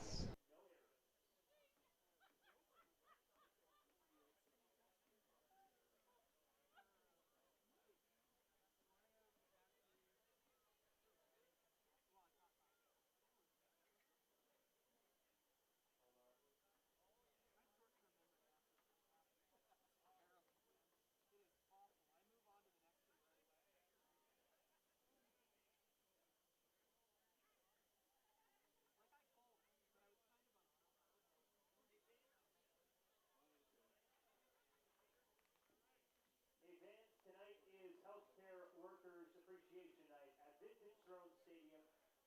We'd like to say a thank you to all the healthcare workers that are in attendance and those that could not be with us for being a part of this special evening here at Vintage Throne Stadium. And thank you for all your efforts. Let's hear a round of applause for the healthcare workers over the last 2 years throughout the pandemic. It was their sacrifice, effort, and selflessness that shined on the front line. Thank you so much on this Healthcare Workers Appreciation Night.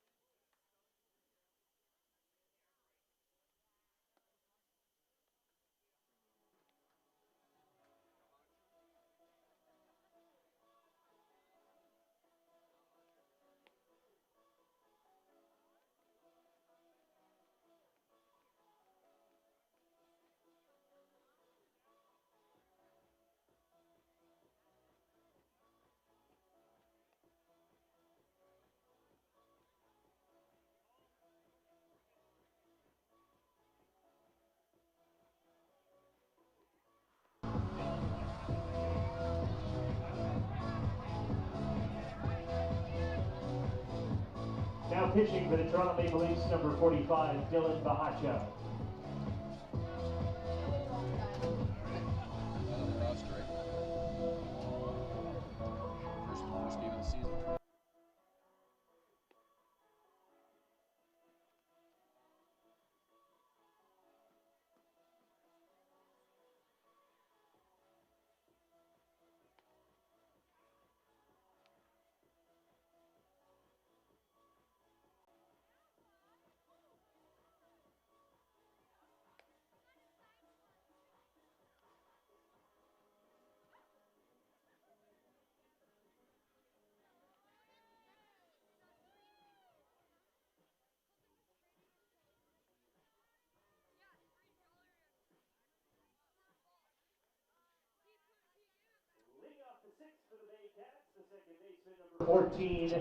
New pitcher for the Toronto Maple Leafs. We'll get you more info on him in just a moment. Leading off is Owen Jansen, left-handed infielder for the Barrie Baycats, playing second base tonight. First pitch to him is outside, ball 1. Jansen 0 for 2, grounded out and struck out. Ben, what can you tell us about this pitcher? Other than his name, not much. Dylan Jacobez, we're told. He's not on the website for the Maple Leafs, but is on the yellow batting order roster notes. So we don't have any stats on him, so we'll assume this is his first game of the season. So we'll see how he does. Pitch from him to Jansen is fouled away.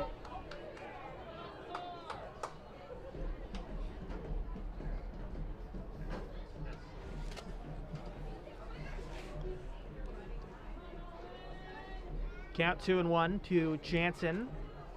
The Baycats have Owen Jansen, Tyler Plumpton, and Carson Burns due up this inning. Here it is. This time fouled, but kept a little bit lower. So we were talking earlier about how it's Healthcare Workers Appreciation Day at the ballpark today. And it's such an important day with what's happened over the last few years with COVID-19. Just want to say thank you to all the doctors, nurses, and healthcare workers who have helped us through the pandemic. 2-2, fouled away again. Good at bat from Owen Jansen. Well, they have spent so much time on the front line, sacrificing themselves in long, hard hours and protecting us all. And it's nice for them to get a chance just to enjoy a night off, come out to the ballpark and do something that they probably, many of them haven't been able to do much over the last couple of years, and that's just enjoy a nice family night of baseball. 2-2 in the dirt, 3-2. And they're seeing a great ball game here tonight, this 4-4 tie. Barrie trailing 4-1 before 3 in the fifth off starter Diego Dominguez, who pitched well but just couldn't get the lead out of that fifth inning, and he'll get a no decision tonight. 3 balls, 2 strikes to Owen Jansen. And he hits that one to the right side. That one will not get down. It is caught by the right fielder for the Toronto Maple Leafs. That's Luca Boscarino, and there's one away.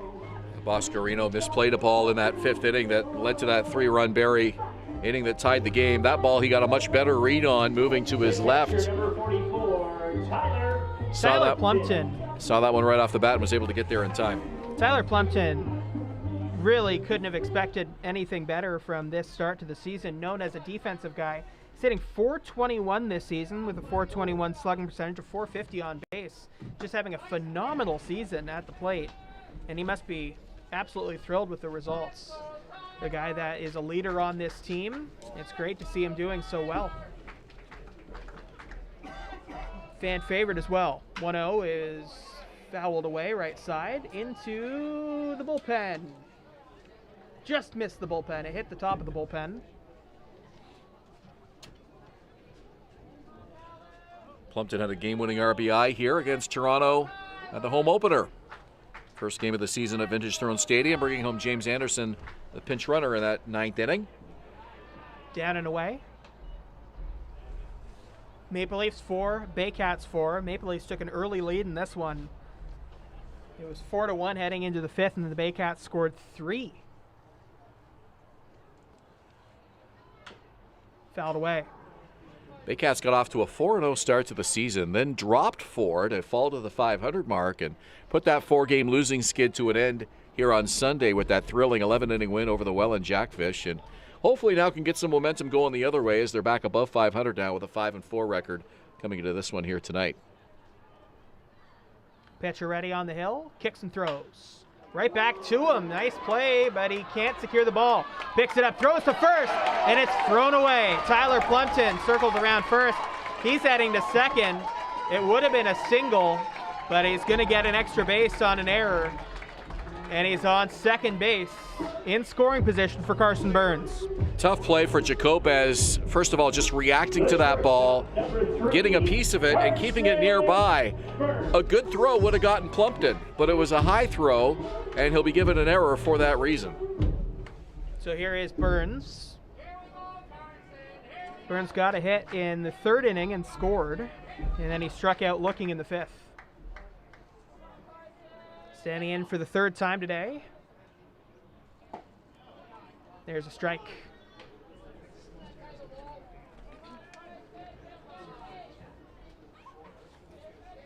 Plumpton taking the lead off second. He's not a big stolen base threat. Kicks and throws. Big swing and a miss from Burns, and it is 0-2. But the release point from Jacobez is really difficult to pick up. Tall, lanky right-hander, and it's hard to pick that ball up out of his hand. He's ready on the hill. Looks back at second. again.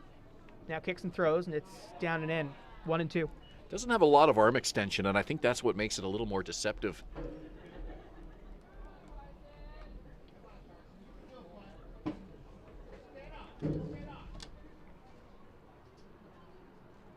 One, two, the count. Burns ready. Check swing. They go to first. Didn't go. 2-2. Oh, no, he did go. They decided he did. And Burns down on strikes for the second out. Yeah, they appealed down to third base. James Lyles on that one, and he rang him up. Kind of looked like he pointed to first before going for the different angle, and Burns. Well, I think he did, and my eyes went that way too, because he Yeah. did motion with his right arm down towards the first base ump, who was actually standing behind the mound, but obviously he's not the one that would be making that call. First pitch to Wilson, up and in. Sometimes the umpires can fool even us, believe it or not.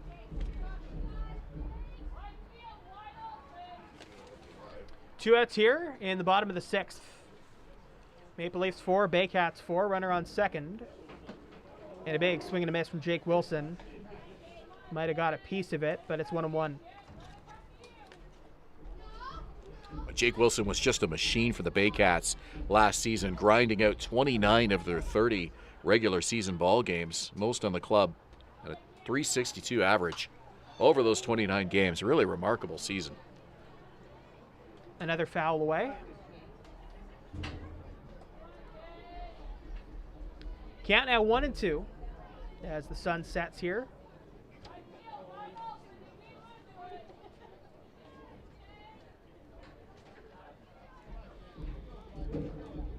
Long pause by the pitcher as he looks back at Plumpton. Now comes to the plate, and it's inside, 2-2. You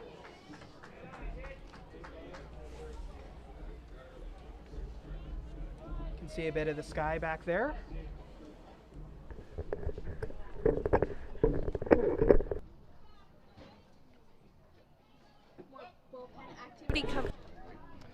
Here's Kendra Doyle. More bullpen activity coming in the bottom of the sixth inning with Brandon Hillier in the bullpen. So we saw Riley Hoover a little bit earlier. Now Brandon Hillier warming up. Also, I think saw someone else a little earlier just lightly warming up, as that's brought right up the middle on the ground for a base hit. Plumpton rounds third. He's coming home, and he's going to score the leading run. It's 5-4 Baycats on an RBI single from Jake Wilson. Well, a perfectly placed ball by Wilson just to the right of that second base bag, and it had just enough English on it to get through. Almost like a curling shot, and Tyler Plumpton was off with that pitch with 2 out. He's able to score easily. Baycats get the 5-4 lead now. Plumpton, who got to second on an error, scores all the way from second, and the Baycats have their first lead of the game here in the bottom of the sixth. And that'll bring up Noel McGarry Doyle. Singleton scored his last time up, also has another hit in the game. Grounded out in the first inning.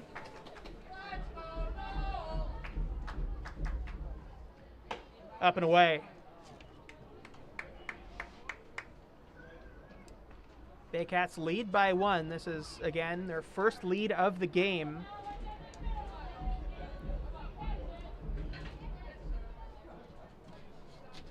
Maple Leafs scored in the second.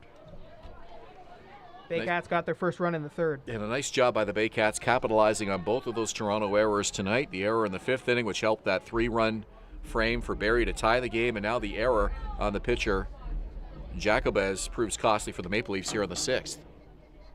2-0. 2-1. It's been a nice big strike zone tonight from Jared Merkley. If you're a pitcher, you absolutely love it.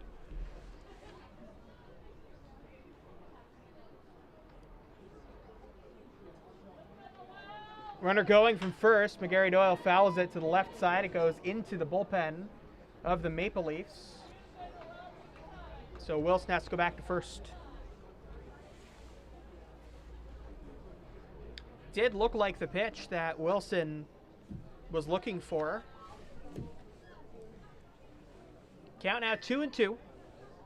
4 stolen bases in 6 games for Wilson. He had 10 steals all of last year.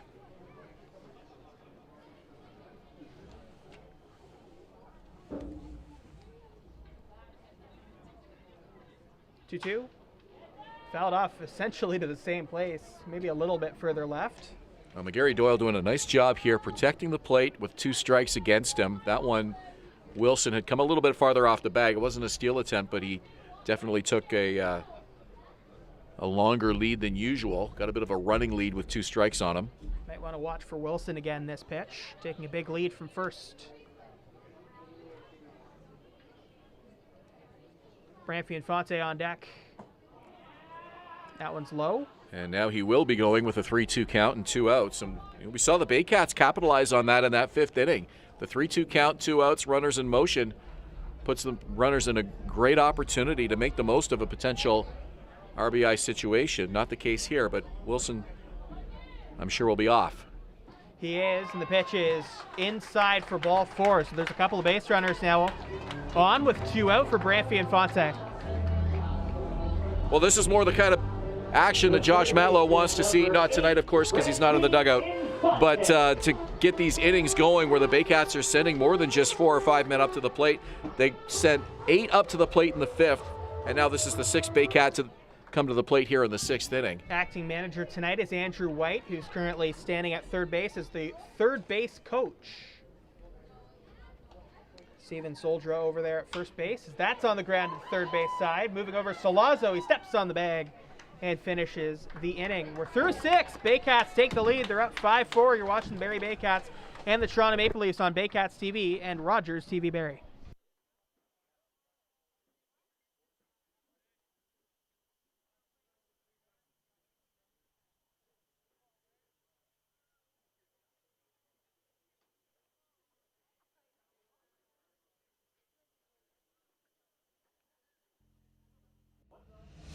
Visit Alliance Billiards and Sports in the northeast end of Barrie. A fun, friendly family environment offering pool, darts, karaoke, and live entertainment. Enjoy a large variety of delicious food and drinks on the patio. You'll come as a stranger and leave as a friend. Revive MD Medical and Aesthetic Clinic, privately owned by Dr. Marina Bachet, a one-of-a-kind clinic that covers a variety of medical and cosmetic concerns. Visit 411 Bayfield Street, Unit B12 in Barrie or revivemedspa.ca.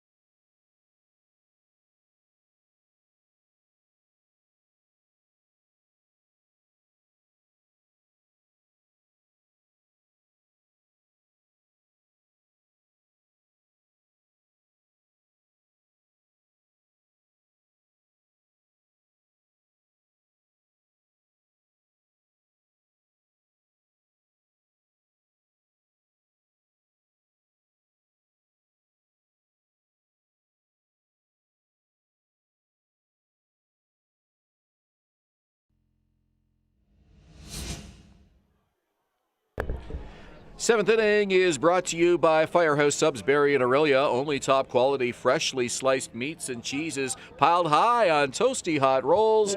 Buy subs, save lives. And now with the call of the 7th inning, here's Patrick Melbourne. Thank you very much, Ben. Brandon Hillier on the mound for his first inning of work. 6th game of the season for Hillier. Has given up 4 hits across 4 1/3 innings of work. Has struck out 4. Has 4.15 ERA, and he's facing off against Jose Vinicio. 27-year-old Orangeville native has played a little bit of the outfield this season for the and he hit Baycats well, as well. You can see the moon if you look up into the sky now, as the clouds have mostly gone away. It's not quite a full moon, but it's not a half moon either. Sorry, can I get you a shot of that? Brandon Hillier among the IBL leaders and the Baycat leader in batting with a .750 average this How about season. that? 3 for 4. So watch out Ryan Rio in case we remove that DH tonight. Yeah, I believe they lost that game, but if they had won, he would have been the player of the game. Oh, yeah. I know exactly what you're talking about. 1-1 the count here in the top of the 7th to Vinicio. Looks at that one, and it's a bit high, 2-1. Do you think he'll be wanting some more at-bats by the end of the season to try to pad that .750 a little bit? I think so. And I think he'll get them. Well below the minimum. Well, you don't hit .750 without getting back into the batting order, so. 1-1 outside, 2-1. Hillier, a former Burlington Bandit and Burlington Herd at Welland Jackfish organization before they moved to Welland in 2018, excuse me. 2-1. And that is a strike, 2-2, Vinicio. Well, he was looking for ball 4. He was. Straight up there. 3-2 now, excuse me, not 2-2, so my bad. 3 balls, 2 strikes. Here in the top of the 7th, Jose Vinicio facing off against Brandon Hillier. Kicks, throws, swing and a miss. Vinicio down on strikes, 1 away. Bringing the heat, coming right back at him with a fastball on that 3-2 count. Big first out of the 7th inning, and this crowd is fired up at Vintage Throne Stadium. So here's Dan Mara. Dan Mara. Mara's reached base once tonight. Popped out, grounded out, and reached on an error. Has an error of his own, though. Pitch from Hillier. Up and in.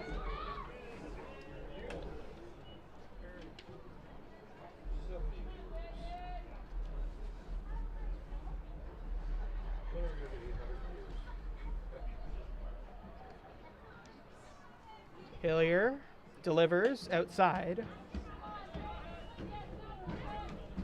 Count now 2-0. 8 Maple Leafs retired in a row by Hillier, Sewells, and Aquino combined.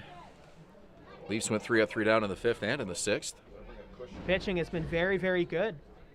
Even Jason Aquino, who gave up those 4 runs, looked pretty good. Returning from injury, 2-0 pitch is a strike, 2-1. Well, the middle innings are so key, and that's where the Leafs pitching staff has struggled this season, and it ends up costing them again as they blow a 4-1 lead in the middle innings here in this ball game tonight. Still in the 7th, but Toronto now down by a run, 5-4, after leading by 3 heading into the middle innings. Count 2-2.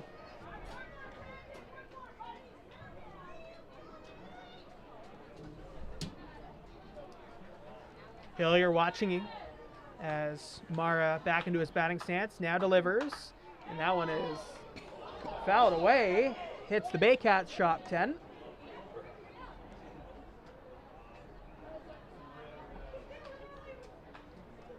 If you haven't been to Vintage Throne Stadium yet this season, Baycats shop has a tent they set up every game with a whole lot of merchandise. You can get shirts, hats, and Hillier hoping for the strikeout, but it's down low.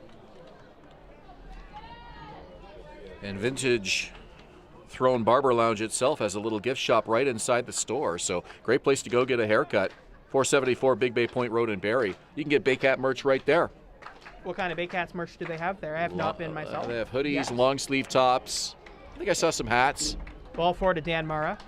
So that's a great place to get your gear as well. I should get down there. And get a haircut as well. Well, you don't need a haircut. You grow yours out, but VintageThrone.ca, redefining gentlemen in the heart of Barrie. Next time it's time for a haircut, though, I'll definitely head down there. Barrie leading 5-4. Here's Jordan Castaldo. Jordan Castaldo. First base runner of the inning with 1 away. First base runner, actually, for the Toronto Maple Leafs since the 4th inning. So here's Castaldo. That's a strike.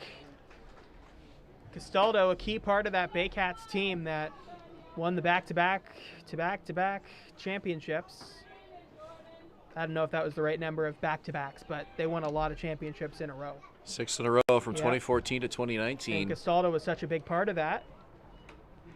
Castaldo's tenure with the Maple Leafs goes all the way back to 2010. He is a 2-time Maple Leaf, had that stint with Barrie from 2013 to 2019. So he was a part of all 6 of those championship teams. And he has been both a Baycat killer and a Baycat hero in his IBL career. 1-1. And that one hit him. We've seen him on both sides of the ball. Did it hit him? It sure looked like it got him. Guess it hit the ground before. I think it might have caught, bounced up. up. Baycats not going to complain about that one as Plumpton goes back out to the mound. Count 2-1.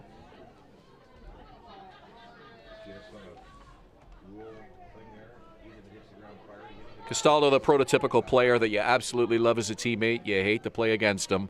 You just hear that again and again from players in the IBL. This guy goes all out for his team, whatever jersey he's wearing. Some would consider him all would consider him among the greatest Baycats of all time. Some would say at the very top. Swing and a miss, 2-2. Still 33 years old. I mean, he's got a lot of baseball left in him, certainly in the IBL. Facing off against Brandon Hillier. There's 1 on, 1 out here in the top of the 7th. 2-2 count. Baycats lead by 1. Castaldo with the bat frozen over his shoulder. Hillier. It's funny, you're almost staring out there, and both Hillier and Castaldo not making any movements at all. Well, Castaldo was the one who called time. Hillier looked over his right shoulder as if there was a runner at second. Keeping an eye on that runner. Now the 2-2. That is up and away. Runner going, throw just a little bit high, so Mara's in there at second. Well, Plumpton couldn't have got that ball off any quicker than he did. Good, strong throw. Just too high, and now Mara limping off the field. Is he okay? Hurt himself on the slide? Might have jammed his leg against the bag. He's definitely favoring that left, either ankle or knee. So now, meeting with a coach. Tough way to leave the ball game. Someone's going to have to come in to run at second. Well, it looks like he's made the decision himself that he's done. Takes the helmet off, and we'll need a pinch runner at second base here. So someone may be running in from the bullpen to do it. You're never sure how many bench players there are for an IBL team on any given night, so we'll see who comes in. It was interesting in that last at-bat, Ben, just to move it back a little bit. It almost looked like Castaldo and Hillier were frozen on a video for a second, didn't it? It did, yeah. You're staring out there, and it's like, real life doesn't do that. Well, and the one movement that Hillier did make was over his right shoulder to a base where there was no runner. So it was a strange play all around. Pinch runner is Dawson Parks for Dan Mara. Parks also someone who can play the infield. Running for the Maple Leafs, number 19, Dawson Parks.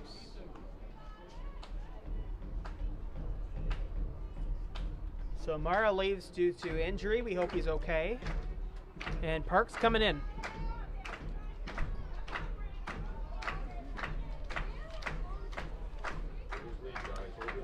Castaldo back in. Lefty hitter against the righty pitcher. Hillier winds, delivers, and it is ball 4. Good pitch on the inside part of the plate, but Castaldo didn't go for it. And there are 2 base runners in the 7th now with only 1 out. No information on Parks here as I check both the roster on the website and our printed stat sheet, so it appears this was his first action of the 2022 campaign. 2 walks in a row for Brandon Hillier. Now a face-off against the tough catcher Justin Mara. We'll keep our eye on Parks to see if he's the game's new second baseman for Toronto, taking over for Mara here on the bases. First pitch from Hillier is foul. And Justin Mara frustrated with himself for not pulling the bat back just a little bit more because it would have been high. Count now 0-1.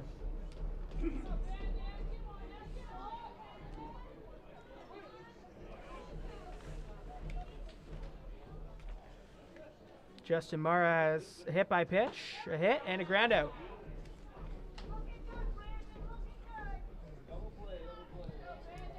Count even at 1. Justin Mara, dangerous man at the plate in this situation. Don't let the .233 average fool you. He can come through in the clutch. feel like that average was a whole lot higher last year by the end of the year, wasn't it? 1-1. That is hit to center field. Moving in is Jake Wilson. Makes the catch.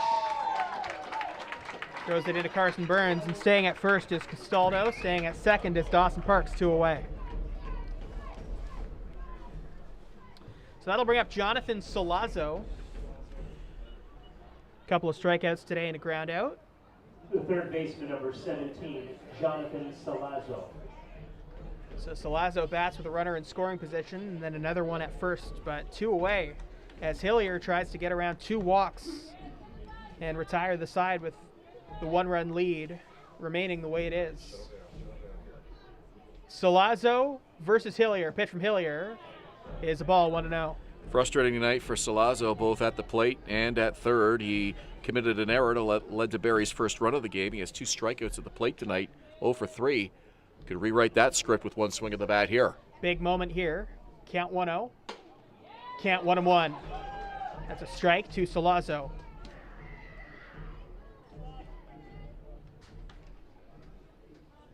Baycats 5, Maple Leafs 4. We are in the top of the 7th inning. Brandon Hillier on the mound, Jonathan Solazzo at the plate. Kicks and throws, and that one hit him. Solazzo hit with the pitch, and the bases are loaded now with 2 out. Hillier really struggling with his control here. A pair of walks, and then he hits Solazzo to load the bases. And dangerous territory here now with no place to put Luca Boscarino. Brandon Hillier is going to have to throw strikes and get out of this inning. Action in the Baycats bullpen. Looks like a righty. The right fielder, number 2, Luca Boscarino. So here's Luca Boscarino. Right-handed hitter against the right-handed pitcher. Hillier ready. That is fouled away. Well, Boscarino, knowing he's going to get strikes here, is up there first pitch swinging. He's looking for something he can connect with and get a couple of runs home. But he'll also be patient as he's walked today and stolen a base after he walked. No place to put him right now. 0-1. Up the middle. Here's Jansen, and he dropped it. Dawson Parks will score. It's an error on Owen Jansen, and the Baycats and Leafs are now tied at 5. Well, nothing you can say about that there. Owen Jansen clearly should have had that an easy play, and just one that I'm sure he'd love to have back. It proves costly now as we've got a 5-5 tie, and it prolongs this inning for Brandon Hillier, who was struggling on the mound to begin with. Aiden McCaskey has hit the ball hard all 3 times tonight, 2 flyouts and a double. Here's the pitch to him. And he hits it hard on the ground, right side, but foul. You have McCaskey, Damon Topley, and Greg Carrington as the next 3 hitters. Both McCaskey and Carrington have looked good in this game. Topley has looked pretty good, but has not reached base. And we saw how the 2-out errors affected Diego Dominguez for the Maple Leafs in the 5th inning. Now on the flip side of the ball, the errors affecting Brandon Hillier now as he's forced to get a 4th out. McCaskey pops it up. Third base side, Infante running for it. Infante going for it, and Infante makes the catch. And that's how the top of the 7th inning ends. We're tied at 5. We head to the bottom of the 7th. We'll see what happens next. You're watching the Baycats and the Maple Leafs on Baycats TV and on Rogers TV Barrie.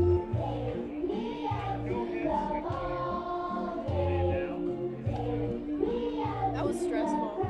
Yeah. Tough one there for Owen. Boy, you know, it's just one of those balls that you know you should have, and Your brain kind of stops for a minute sometimes when you get out.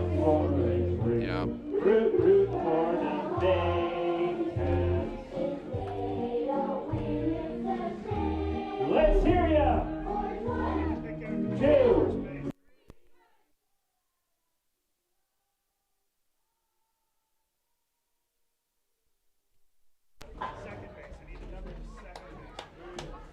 Do you think sometimes in the IBL, like, Giveaways to announce here tonight. Our final 3 winners, bottom of the 7th here tonight. A Baycats Yeti. If you have ticket number 6932842, you're the winner of the Baycats Yeti. Linda's Eating Place, $20 gift card, 6932834. And an all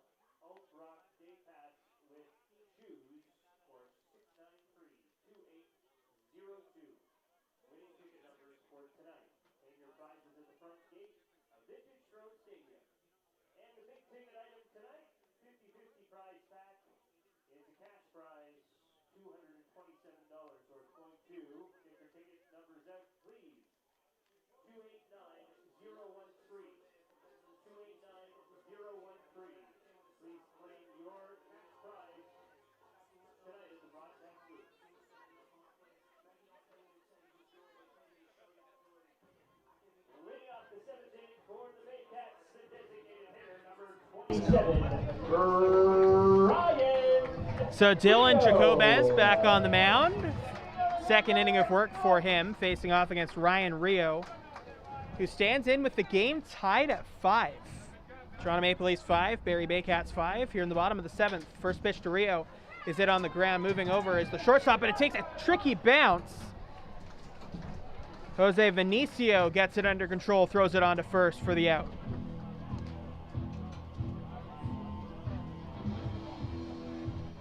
The right fielder, number 34, James Anderson. So now here's Anderson. 1 out in the bottom of the 7th. Maple Leafs 5, Baycats 5.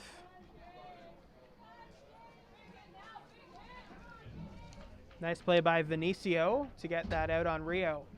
First pitch to Anderson is a strike, 0-1.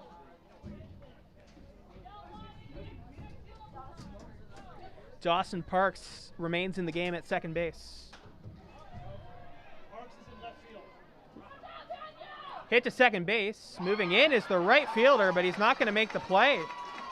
It's a base hit for James Anderson. Excuse me, by the way, Parks is in left field.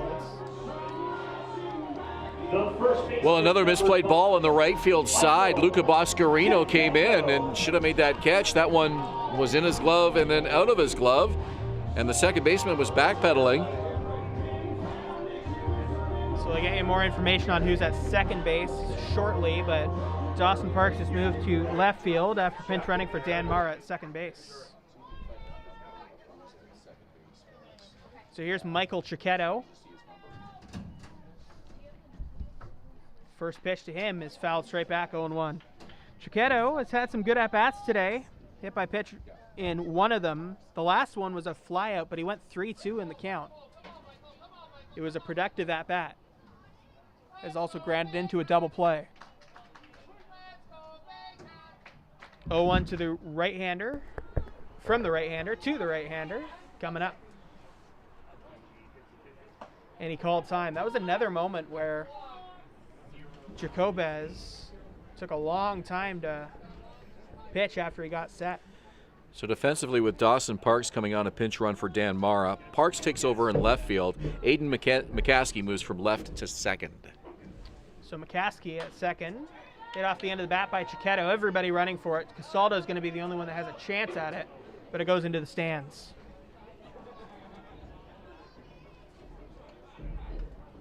Count now 0-2 to Chiquetto.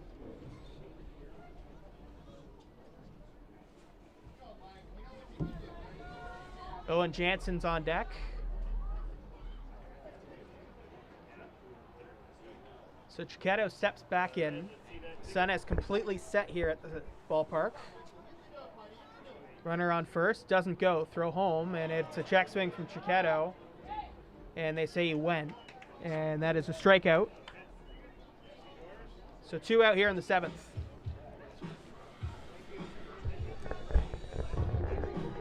Fans, Baycats tickets are now available for every game at Vintage Throne Stadium this season. Head to barriebaycats.com/tickets to buy online or find a location close to you to find deals today. Cash prize tonight at Vintage Throne Stadium. Vintage Throne Barber Lounge, one of those locations where you can get tickets. Number 14, Owen Jansen. Redefining gentlemen in the heart of Barrie. Love it. Outside, 1-0 to Jansen. It'll be Jansen, then Tyler Plumpton and Carson Burns due up. Count 1-0. Right-hander pauses, takes a long time, now comes to the plate, and it's hit off the end of the bat, left side foul. Chance for Jansen to atone for that error that led to a run in the top half of this inning. Would love to compensate for that here in the bottom half of the 7th. An 0-for-3 night at the plate so far. 1-1 the count. Let's go Baycats. Coming from the crowd right now. With 2 outs in the bottom of the 7th. Runner on first. Comes home. And again a foul ball. Baycats at-bats have been long today. They managed to get right back in it after going down early. But the Leafs scored in the top of the 7th to tie things up. And we stand here 5-5 with Jansen up. Anderson on first base. The 1-2, and he's down on strikes. Heading to the 8th, we're all tied up. Toronto Maple Leafs 5, Barrie Baycats 5. You're watching Baycats TV and Rogers TV Barrie.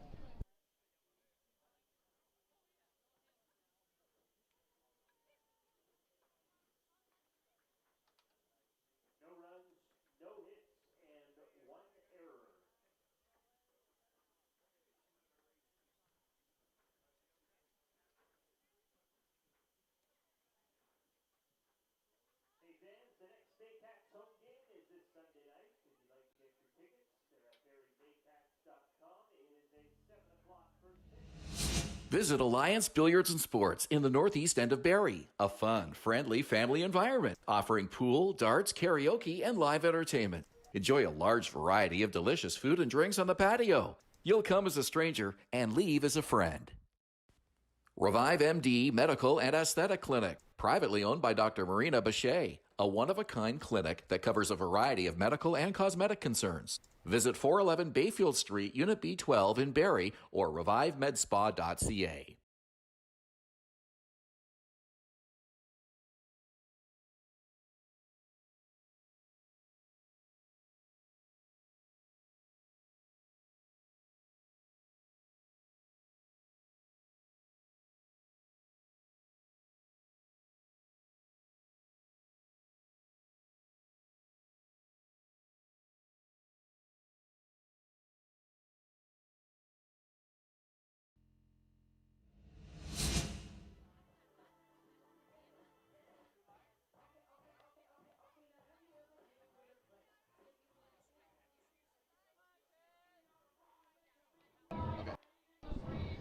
Welcome back to Vintage Throne Stadium here in the top of the 8th inning. New pitcher for the Barrie Baycats is Chris Cox. He's the 4th pitcher of the day. Started with Jason Aquino, then Evan Souls and Brandon Hillier came in before, and now Chris Cox coming in. And now coming back to the mic, Ben Davey. Thank you, Patrick. We are in the top of the 8th in a 5-all tie between the Maple Leafs and the Baycats as Chris Cox concludes his warm-ups. And 46-year-old Damon Toppoli will come to the plate for the 1,349th time in his IBL career. It's his 358th career game. The veteran manager and designated hitter tonight for the Maple Leafs will step in here to face Chris Cox. Eighth inning is brought to you by Mr. Lawn Care and Landscaping. Mr. Lawn Care and Landscaping, servicing Simcoe County for all of your landscaping needs. The Maple Leafs, number 7, the designated hitter, Damon Toppoli. So Cox, the right-hander, Barrie's 4th pitcher of the night. This is a key at-bat because you do not want to see Greg Carrington tonight with a runner on base. Jason Aquino, the starter. He'll get a no decision tonight. Evan Souls, Brandon Hillier, and now Chris Cox on the mound here for the Baycats in the 8th inning. Cox, a native of St. George, that's in the Brantford area. Played for the Brantford Red Sox for a season before joining Barrie in 2021. And Cox also a former Leaf, going all the way back to the 2011 season. Ball and 2 strikes to Toppoli here. Toppoli tonight 0 for 3. Looked for a bit like Chris Cox would be a starter for the team, but quickly found a role in the bullpen as one of their best relievers. Well, definitely a guy that can eat up some innings for you. And the Baycats like that between Evan Souls, Chris Cox, and Brad Grieveson. Those are 3 guys who can come in for an inning or come in for longer than that. On the ground to second. Jansen mishandles that one. Second error of the night for Owen Jansen. Just no explanation for it. Just right on the ground. Couldn't pick it up cleanly. And that's a tough error to take because Greg Carrington coming up, and he has been so good today, just seeing the ball so well. So if you're Jansen, you know that, and it's frustrating for you.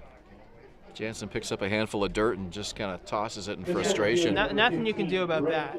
He is a good fielder, but this game has had a couple of plays that he'd very much like back.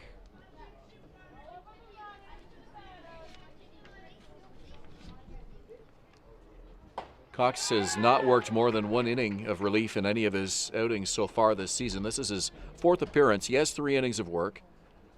He's allowed 3 earned runs over those 3 innings.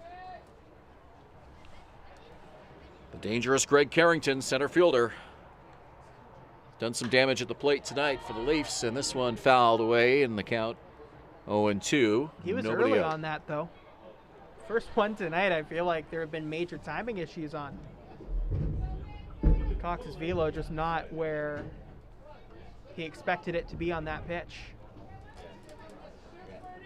Carrington, a Toronto native, Yeah, 27 years old. He timed that one back up, so I'd be careful with the pitch inside the plate. You might want to get him to chase on this one. Topley at first, nobody out, 8th inning. Leafs and Cats tied at 5. Cox to Carrington, strike 3 call. Perfectly placed, because it was a pitch that was on the outside part of the plate, so Looked like it Carrington would not have was... been a comfortable swing, but wasn't looking for it at all. No, Nice he one. wasn't. He was looking for something else. He was just caught by surprise. That pitch caught all of the plate. I think that was the best pitch that we've seen tonight. And a big first out as we go back to the top of the order for Jose Vinicio, the shortstop.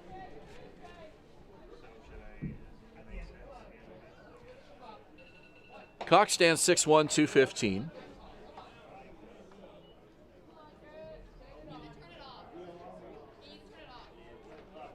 And in a game that's tied late, he can give you innings. Oh, and he hits this one a ton. Right center field. Anderson comes over near the wall, and it bounces up against the base of the wall. And Topley had to hold up. He gets the stop sign at third. So Topley goes to third. It's a double for Jose Vinicio, and 2 in scoring position for the Leafs with 1 out in the 8th. And now a bit of a visit on the mounds. More just a visit with Tyler Plumpton, the catcher. Vinicio got all of that. Just missed a home run. Now batting number 19, Dawson Parks, the left fielder. I mean, just missed it. Timed it up perfectly. Pitch got enough of the plate for him. If that was a little farther to the right, that would have been gone. So Chris Cox is going to have to be careful. Parks, 27 years old, from Toronto. He is the game's left fielder. Came in as a pinch runner for Dan Mara, who looked like he hurt his left knee or ankle on a slide into second base. Yeah, I hope he's okay. Walked off on his own strength. Yeah, and it was his decision right away. He knew he could not continue in that game, so did not want to risk anything. Parks takes a high pitch, called strike, 0-2. That one up at the armpits. Here comes the 0-2 from Chris Cox. On the ground and just foul down the line. Count holds at 0-2. Second straight batter where it could have been really bad, because that just missed being fair, and Infante playing defensively for the base runners was not going to get there quick enough if it was fair. Yeah, if it's a fair ball, that's probably a 7-5 ball game. Well, McGarry Doyle playing really late. Playing really deep in left field. Some Called strike, and down goes Dawson Parks. Some requests from the fans to throw to second. So the reason why they didn't throw to second there was because Vinicio is going to get there even faster than Burns can get there. So if you're saying that he's off the bag by that much, well, so is Burns. And by the time Burns gets over there to cover the base, Vinicio is heading back. And with Topley over at third, I'm not sure why they're so passionately worried about Vinicio in the crowd. Yeah, there were several fans there that were yelling that were concerned about the lead that Vinicio had, but it's not like he's going to go anywhere. There's a runner at third. And if you're the pitcher, you need to focus on the hitter, which at that point was Parks, now is Castaldo. You don't want to distract him. Called strike to Castaldo, 1-1.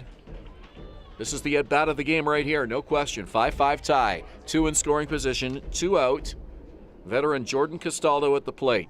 You don't want to risk throwing back to second because you don't want to throw it into center field. If the guy is slow, then he's probably going to be close to the bag, and if the guy is fast, he's going to get there faster than you anyway. Well, Vinicio was way off the bag, but, almost as if he was daring Cox to go ahead and try to make an attempt. Yeah, it's just a distraction technique. Wouldn't have made sense in that situation. No, and Vinicio, with his speed, is going to get back there before Burns anyway, so there's no real point. 1 ball, 2 strikes on Castaldo. Fans with a rhythmic applause, hoping Chris Cox can put out the fire here. We're in the 8th. 5-5 tie. Cox's pitch, and it just missed. Not by much. 2 balls, 2 strikes.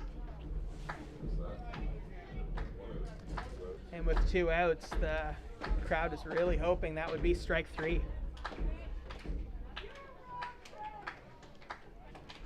Cox to Castaldo, and that one bounces up, and it gets away from the catcher. Quick throw over, and it's a bad throw by Tyler Plumpton, and that's going to bring another run home. So that was a lot to take in at once. So Chris Cox lost his footing on the mound, threw it behind the backstop, and that was a rare miscue from Tyler Plumpton just throwing the ball. Because if you keep Vinicio at third, then at least it's close. Best case scenario, you just hold him there, which he probably is going to stay there with Plumpton getting up. And worst case scenario, that happens where he throws it into the infield and the speedy Vinicio can get home. So a bit of a miscue from someone who is among the league's best defenders. From the pitching perspective, sometimes you slip. I mean, it's bad timing. It's not the timing you want, but sometimes it happens and you just have to overcome it. 3-2, inside ball 4.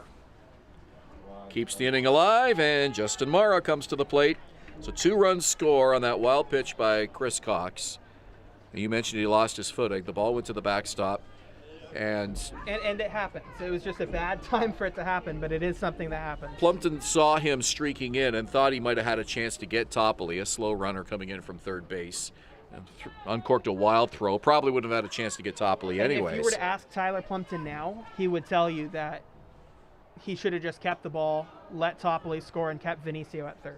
Cox now having some problems with the dirt. He takes a couple of swipes there across. Maybe that landing position, that landing point is messing him up a little bit. Another. Could be worse now that he slipped on it. Could not be landing where he's expecting it to. Fastball fell back to the screen. And you can hurt your ankle if it's not exactly the way you want it to be.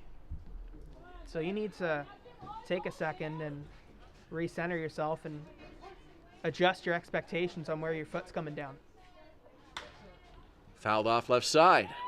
So Topley and Vinicio both scoring to put Toronto on top again. It's 7-5 Maple Leafs here on the top of the 8th.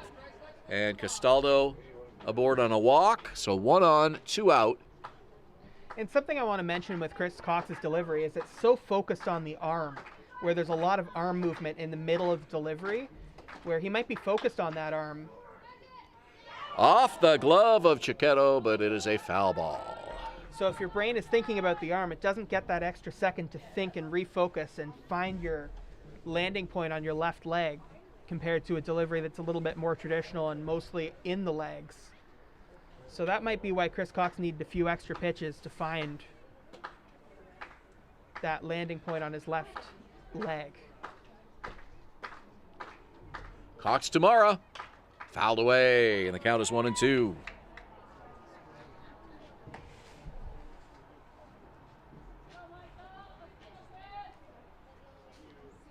Big pitch here for his confidence. The strike here would go a long way. And he gets the breaking pitch over for strike 3. Mara goes down. Leafs strand a runner, but they score 2. And it's 7-5 Maple Leafs as we go to the bottom of the 8th inning. You're watching Baycats TV and in Barrie on Rogers TV.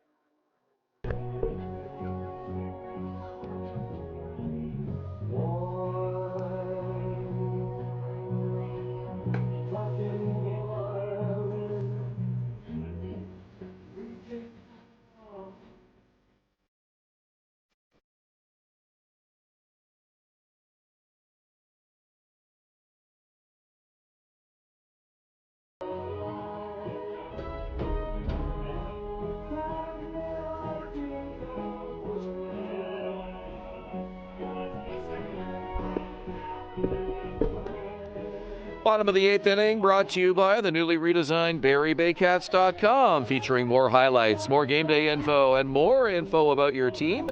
Head to BarrieBaycats.com now to get the whole game day experience.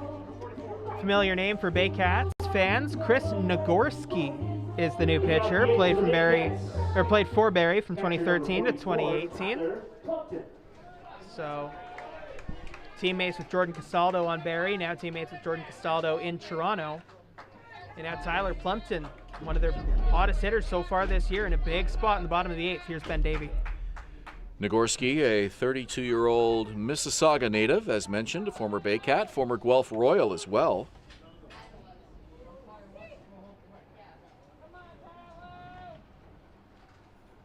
And he was here for 5 of those 6 Baycats IBL championships. Tyler Plumpton. Chance to atone for his defensive miscue here in this bottom of the 8th inning. Count 0-2. Plumpton scored a run, reached on an error in the 6th inning. Nagorski to Plumpton. And he hits it down the line and through. It gets past a diving Jordan Castaldo, goes into right field. Plumpton digging for second. Throw comes in. Plumpton the slide, the tag!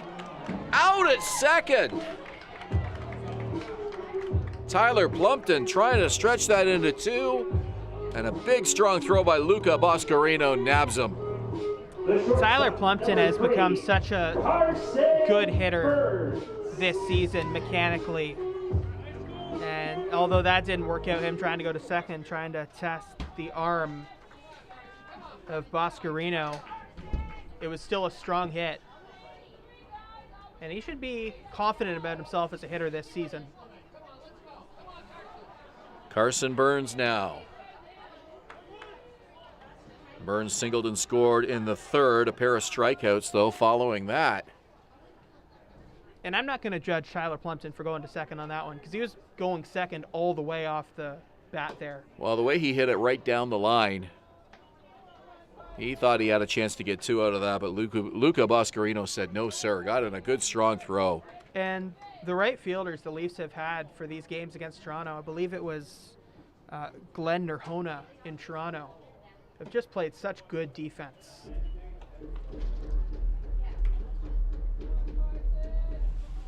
Fifth appearance of the season for Chris Nagorski in his first IBL season with the Toronto Maple Leafs. 4.50 ERA coming into today. This one hit high and deep. All the way back for it is the center fielder, and he makes the catch, Greg Carrington. Ranging to his left. Well, there might be 2 out and nobody on, but those are 2 pieces of hard contact off Nagorski in the top of the order coming up. Need to keep confidence high if you're the Baycats and realize that this inning could be looking a whole lot different, and it still could. Jake Wilson comes to the plate for the 5th time tonight. He has reached base 3 times. And he hits this one to center field. Carrington, a couple of steps back, now to his right, and he makes the catch. 3 outs for Barrie in the 8th. We go to the 9th. Toronto looking to add to a 7-5 lead here at Vintage Throne Stadium. You're watching Barrie Baycats Baseball on Rogers TV in Barrie and Baycats TV.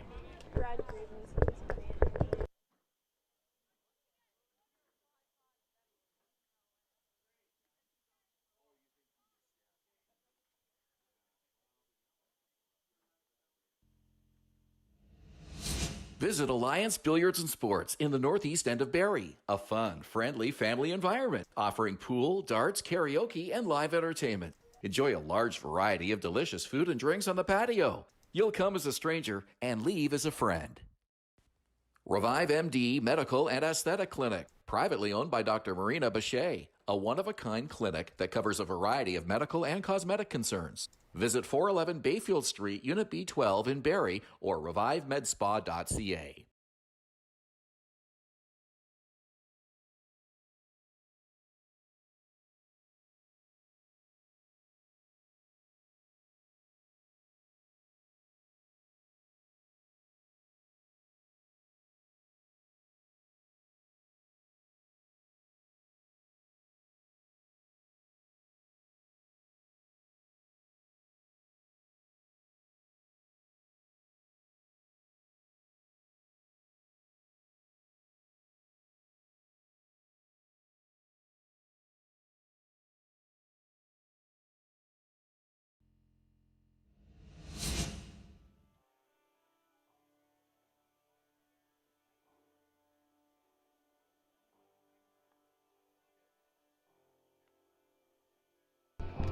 Ninth inning brought to you by Mr. Lawn Care and Landscaping. Mr. Lawn Care and Landscaping, servicing Simcoe County for all of your landscaping needs. New pitch for the Baycats, Brad Grieveson coming in relief of Brandon Hillier, who came in relief of Evan Souls, who came in relief of Jason Aquino.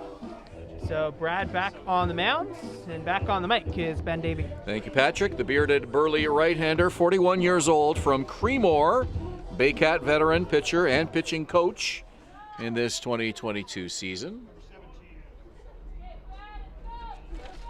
Kind of getting he will cold work here at the ballpark. You mentioned that could early on in the evening. It's starting to feel a little colder, isn't it? We've dropped 2 degrees from our game time temperature, so we're down from 16 to 14. Feels more than that. Yeah, it does. Getting off the ninth inning for the Maple Leafs, the third baseman, number 17, Jonathan Salazzo, Boscarino, and McCaskey are due up here for the Maple Leafs, looking to add to their 7-5 lead here in the ninth inning.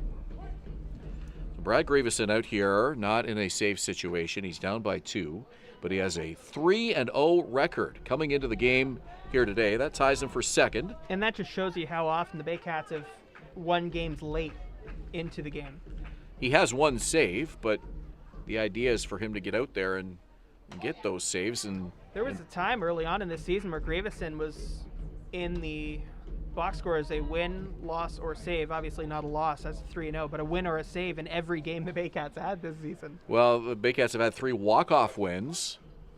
Brad was on the mound for, I'd have to go back and check, but at least 2 of them that I can think of. I believe he had 2 of them, so that was 2 wins, and then he had a save, I believe, in the first 3 games. So the first 3 games were all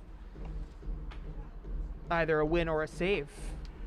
IBL wins leader at the moment, Owen Boone of the London Majors with 4. Grieveson with a high fastball, and the count is even, 2 balls, 2 strikes.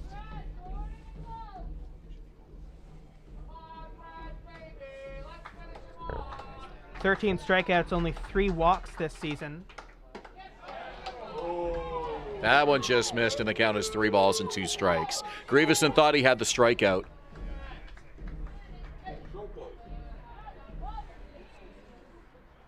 Last season had 29 strikeouts and only 2 walks. So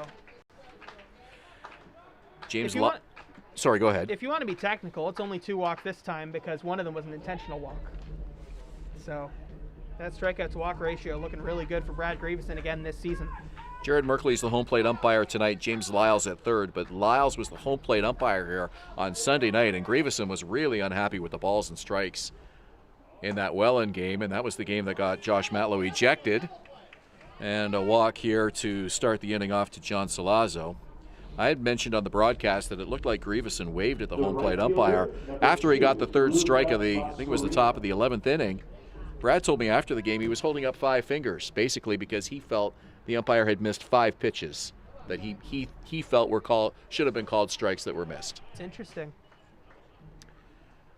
Looked like a wave to me, but he said he was holding up the number 5. Well, it wasn't really a friendly wave, even if it was I knew it wasn't either way. The umpire probably wasn't going to take it as a friendly sort of wave. A called strike makes it 0-2 to Luca Boscarino. Has there been a friendly wave to an umpire ever in baseball? Probably not. Not very many. Fouled hard off the screen. That's why we've got Count the is screen, 0-2. keeping people safe. So I'll tell this story here. I was at Looney Hot Dog Night at the Rogers Center watching the Blue Jays play the White Sox a couple of weeks ago. It was a Tuesday night, and I'm standing in line waiting for my Looney hot dog. Here's the 0-2 pitch, and it's outside, ball 1. 1-2 now to Boscarino. And I'm almost up to the cash register, and I take a look over to my left, and I see this big guy wearing a beard, wearing a Blue Jays hat. And I thought to myself, boy, that looks like Brad Grieveson. I'm going to tell Brad when I see him on Sunday night, as that pitch just missed 2-2. I'm going to tell Brad that I saw a guy at the Blue Jays game that looked exactly like him. And then I looked down at my phone, and I had posted something on social media, a picture of me at the game. Brad's right there in the comments saying, dude, did I just see you in line at the hot dog stand? And I said, yeah, that was me. I thought that was you, but I just didn't say anything. Well, I'm glad you figured that out, because if you'd gone up to him saying, hey, that kind of looked like you, that would have been a... We had this awkward moment and we laughed about it later because we were looking right at each other and literally staring at each other and not saying anything. And I think Brad thought it was me as well, but he just he couldn't make the connection, and I just thought it looked like him, but I didn't think it was.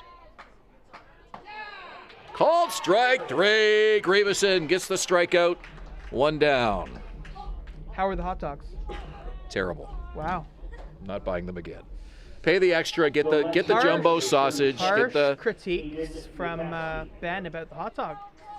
I think I bought 3 and I took 1 bite of the first one and I'm like, I don't even want to finish these. So next time get the real ones, get the nice jumbo sausage ones. Ben apparently very picky about his hot dogs. Well, you wouldn't have eaten this either. There's a reason they were selling them for $1.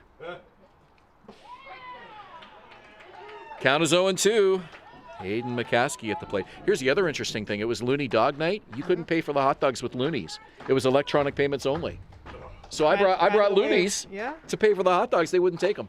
Kind of the way a lot of places are going. Well, everything at I think all major league ballparks, certainly most of them, are not taking cash. It's all debit payments only. That's because a lot of the tickets now are with your phone. Foul tip into the glove. Strike 3. Back-to-back Ks for Brad Grieveson. 2 down. A lot of people, when they go to the ballpark, all they have to do for their ticket is show a screen on their phone, right? Yep. I miss the days of paper tickets. I used to collect them. I got a whole scrapbook full of... I'm sure you can still get them. Well, you print off an email. It's just it's not the same, right? You print off your QR code. Even that is becoming a little bit dated in some ways. The printing. Nothing. Not for us if you look at our notes in front of us, but nothing beat the feeling of getting those printed tickets from the box office or the mail, and you put them on the fridge and you're counting down the days to the game. It's just not like that now with the email on your phone. 1-1 the count to Damon Topley. Obviously, there's a ton of printing, but I'm talking like personal printer at home printing the tickets. You know. A hush over the crowd here at Vintage Throne Stadium as Topley hits a lazy fly ball. Center fielder Jake Wilson makes the catch. And the walk to John Salazzo is stranded at first. So, 3 straight outs for the Leafs following the walk to Salazzo. And the Baycats with 3 bullets left, trailing 7-5. We go to the 9th. You're watching Baycats TV and in Barrie on Rogers TV. Hey, fans, some good news for you.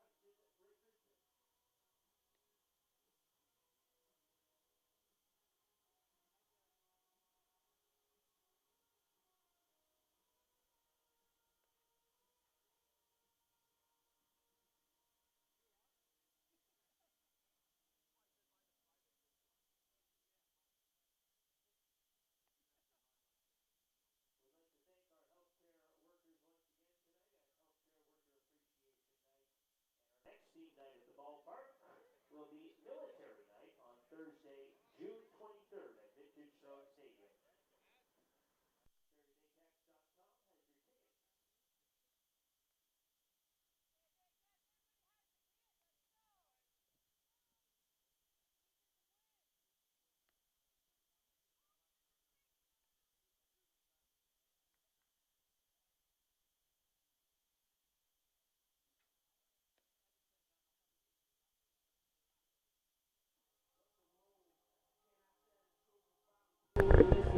With Kendra Doyle and Patrick Milburn, I'm Ben Beatty. We are at Vintage Throne Stadium in Springwater at the Barrie Community Sports Complex, and the Barrie Baycats will try for their 4th walk-off win of the season. They trail by 2 as we go to the bottom of the 9th inning. Tough closer, Dustin Richardson in. He had a tough one against the Baycats last time out. Well, not last time out necessarily, but the last time he faced the Baycats at Christie Pitts. But he's got really, really good stuff, and it'll be a challenge. Can't think of a better guy to have at the plate to get it going here than Noel McGarry-Doyle. He'll lead it off, Brant Fianfonte to follow, and then Ryan Rio on deck. So 3 pretty good hitters here. Let's see what Barrie can do. They need 2 off Dustin Richardson. Richardson in his 3rd season with the Maple Leafs. 2-0 lifetime record. And a minuscule 0.21 earned run average. Yeah, I'm looking at that ERA. That's pretty good. Can't get much lower. 0.21? 42 career innings of work. And that one's going to get through into right field, so it's a leadoff base hit for Noel McGarry-Doyle. Exactly what the Baycats needed. It brings Brant Fianfonte to the plate with 1 on and nobody out. The third baseman, number 8, Brant Fianfonte. This is Richardson's 3rd appearance of the season. He last worked in the June 5th game against Guelph. Couple innings of relief in that 4-3 Maple Leaf win. 2 shutout innings, allowed 1 unearned run. Had a strikeout and a walk. Brant Fianfonte looking for his first hit of the night. He reached base on a walk and scored in the 5th. That 3-run Baycat 5th inning, the reason why they're within striking distance here.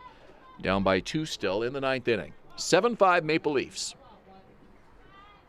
McGarry-Doyle, a threat to steal. He's got a big lead at first, does not go. First pitch outside, checked his swing. They will appeal, and no, he did not go, says Joel Goom. Umpiring's been pretty solid today. Nothing really jumps out, which is the way you want it to be if you're the umpiring crew. Richardson from the belt. Here's the 1-0, and he misses. It's 2-0. Having a bit of a hard time finding the plate.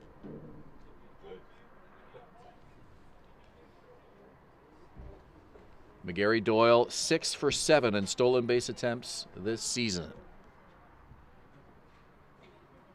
No attempts so far. Let's see if he goes on the 2-0 pitch. And time is called. As Infante wants to step out, Richardson and McGarry-Doyle were doing a little stare down. Always tough to steal off a left-hander. Can't get too big of a lead. Does not go, and that one fouled off. So a 2-1 count now to Brant Fianfonte. Especially a left-hander with as quick a delivery to the plate as Richardson has, because even if he doesn't have the ball anymore, he's got it to the plate really quickly.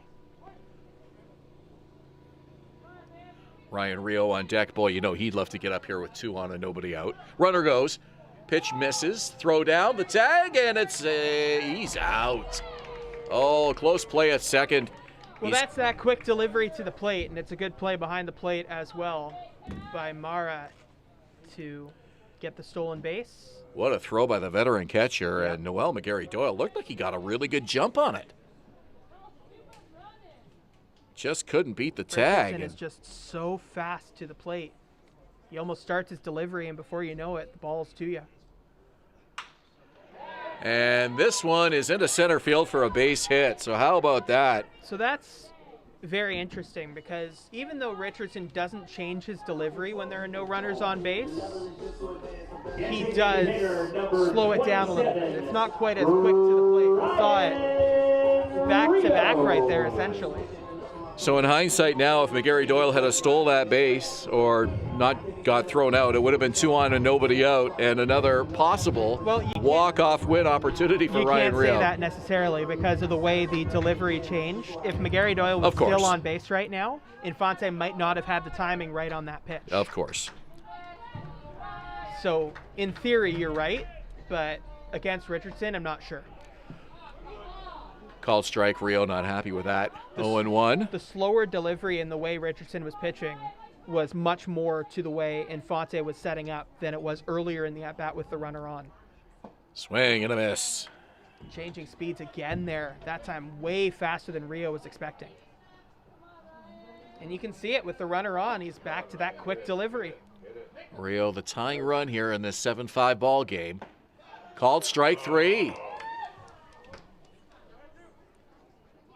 Dustin Richardson owning Ryan Rio in that at bat, and there's 2 down. Just did not have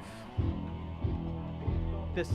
I'm sure he had the scouting report, but it just did not help in that at bat. James Anderson. James Anderson now the final bullet for the Baycats in the bottom of the 9th inning. 2 out, 7-5 ball game. Anderson is the tying run. Branfi and Fonte at first base. Pitch from Richardson. Foul tip into the glove, strike 1. Was looking to connect and put it into left field in that open area. Trying for the high fastball. Michael Ciccato on deck, hopeful for an at-bat here. No balls, 1 strike. Richardson with the delivery, and it's a called strike 2. Good framing behind the plate to bring it back up. It was a little bit low off the glove, but he made it a strike even if it wasn't necessarily before. Baycats now out hitting the Leafs 9-7, but they trail by a pair. Dustin Richardson with the 0-2 pitch, swung on and missed, and that's the ball game. Maple Leafs win it tonight by a score of 7-5. And Richardson he might not have had his best stuff in a couple of moments in that inning, but he really brought it the rest of the time, found it, and finished up the game. And the Toronto Maple Leafs just played slightly better today, and that's why they end up with a victory. And the Leafs get a win under their belt as they head to Brantford tomorrow for the first of a home-and-home against the Brantford Red Sox, who will be looking for their first win of the season. Baycats, Hamilton tomorrow night, as we mentioned, and then we are right back here on Sunday evening for Sunday Night Baseball at Vintage Throne Stadium, 7 o'clock match against the Guelph Royals. Get your tickets at barriebaycats.com. We hope to see you here. If you can't make it to the game, Patrick and I, of course, will have the broadcast for you, as always, right here on Baycats TV. Final tonight, Maple Leafs 7, Baycats 5. For Patrick Melbourne and Kendra Doyle, I'm Ben Davey. Good night from Vintage Throne Stadium in Springwater.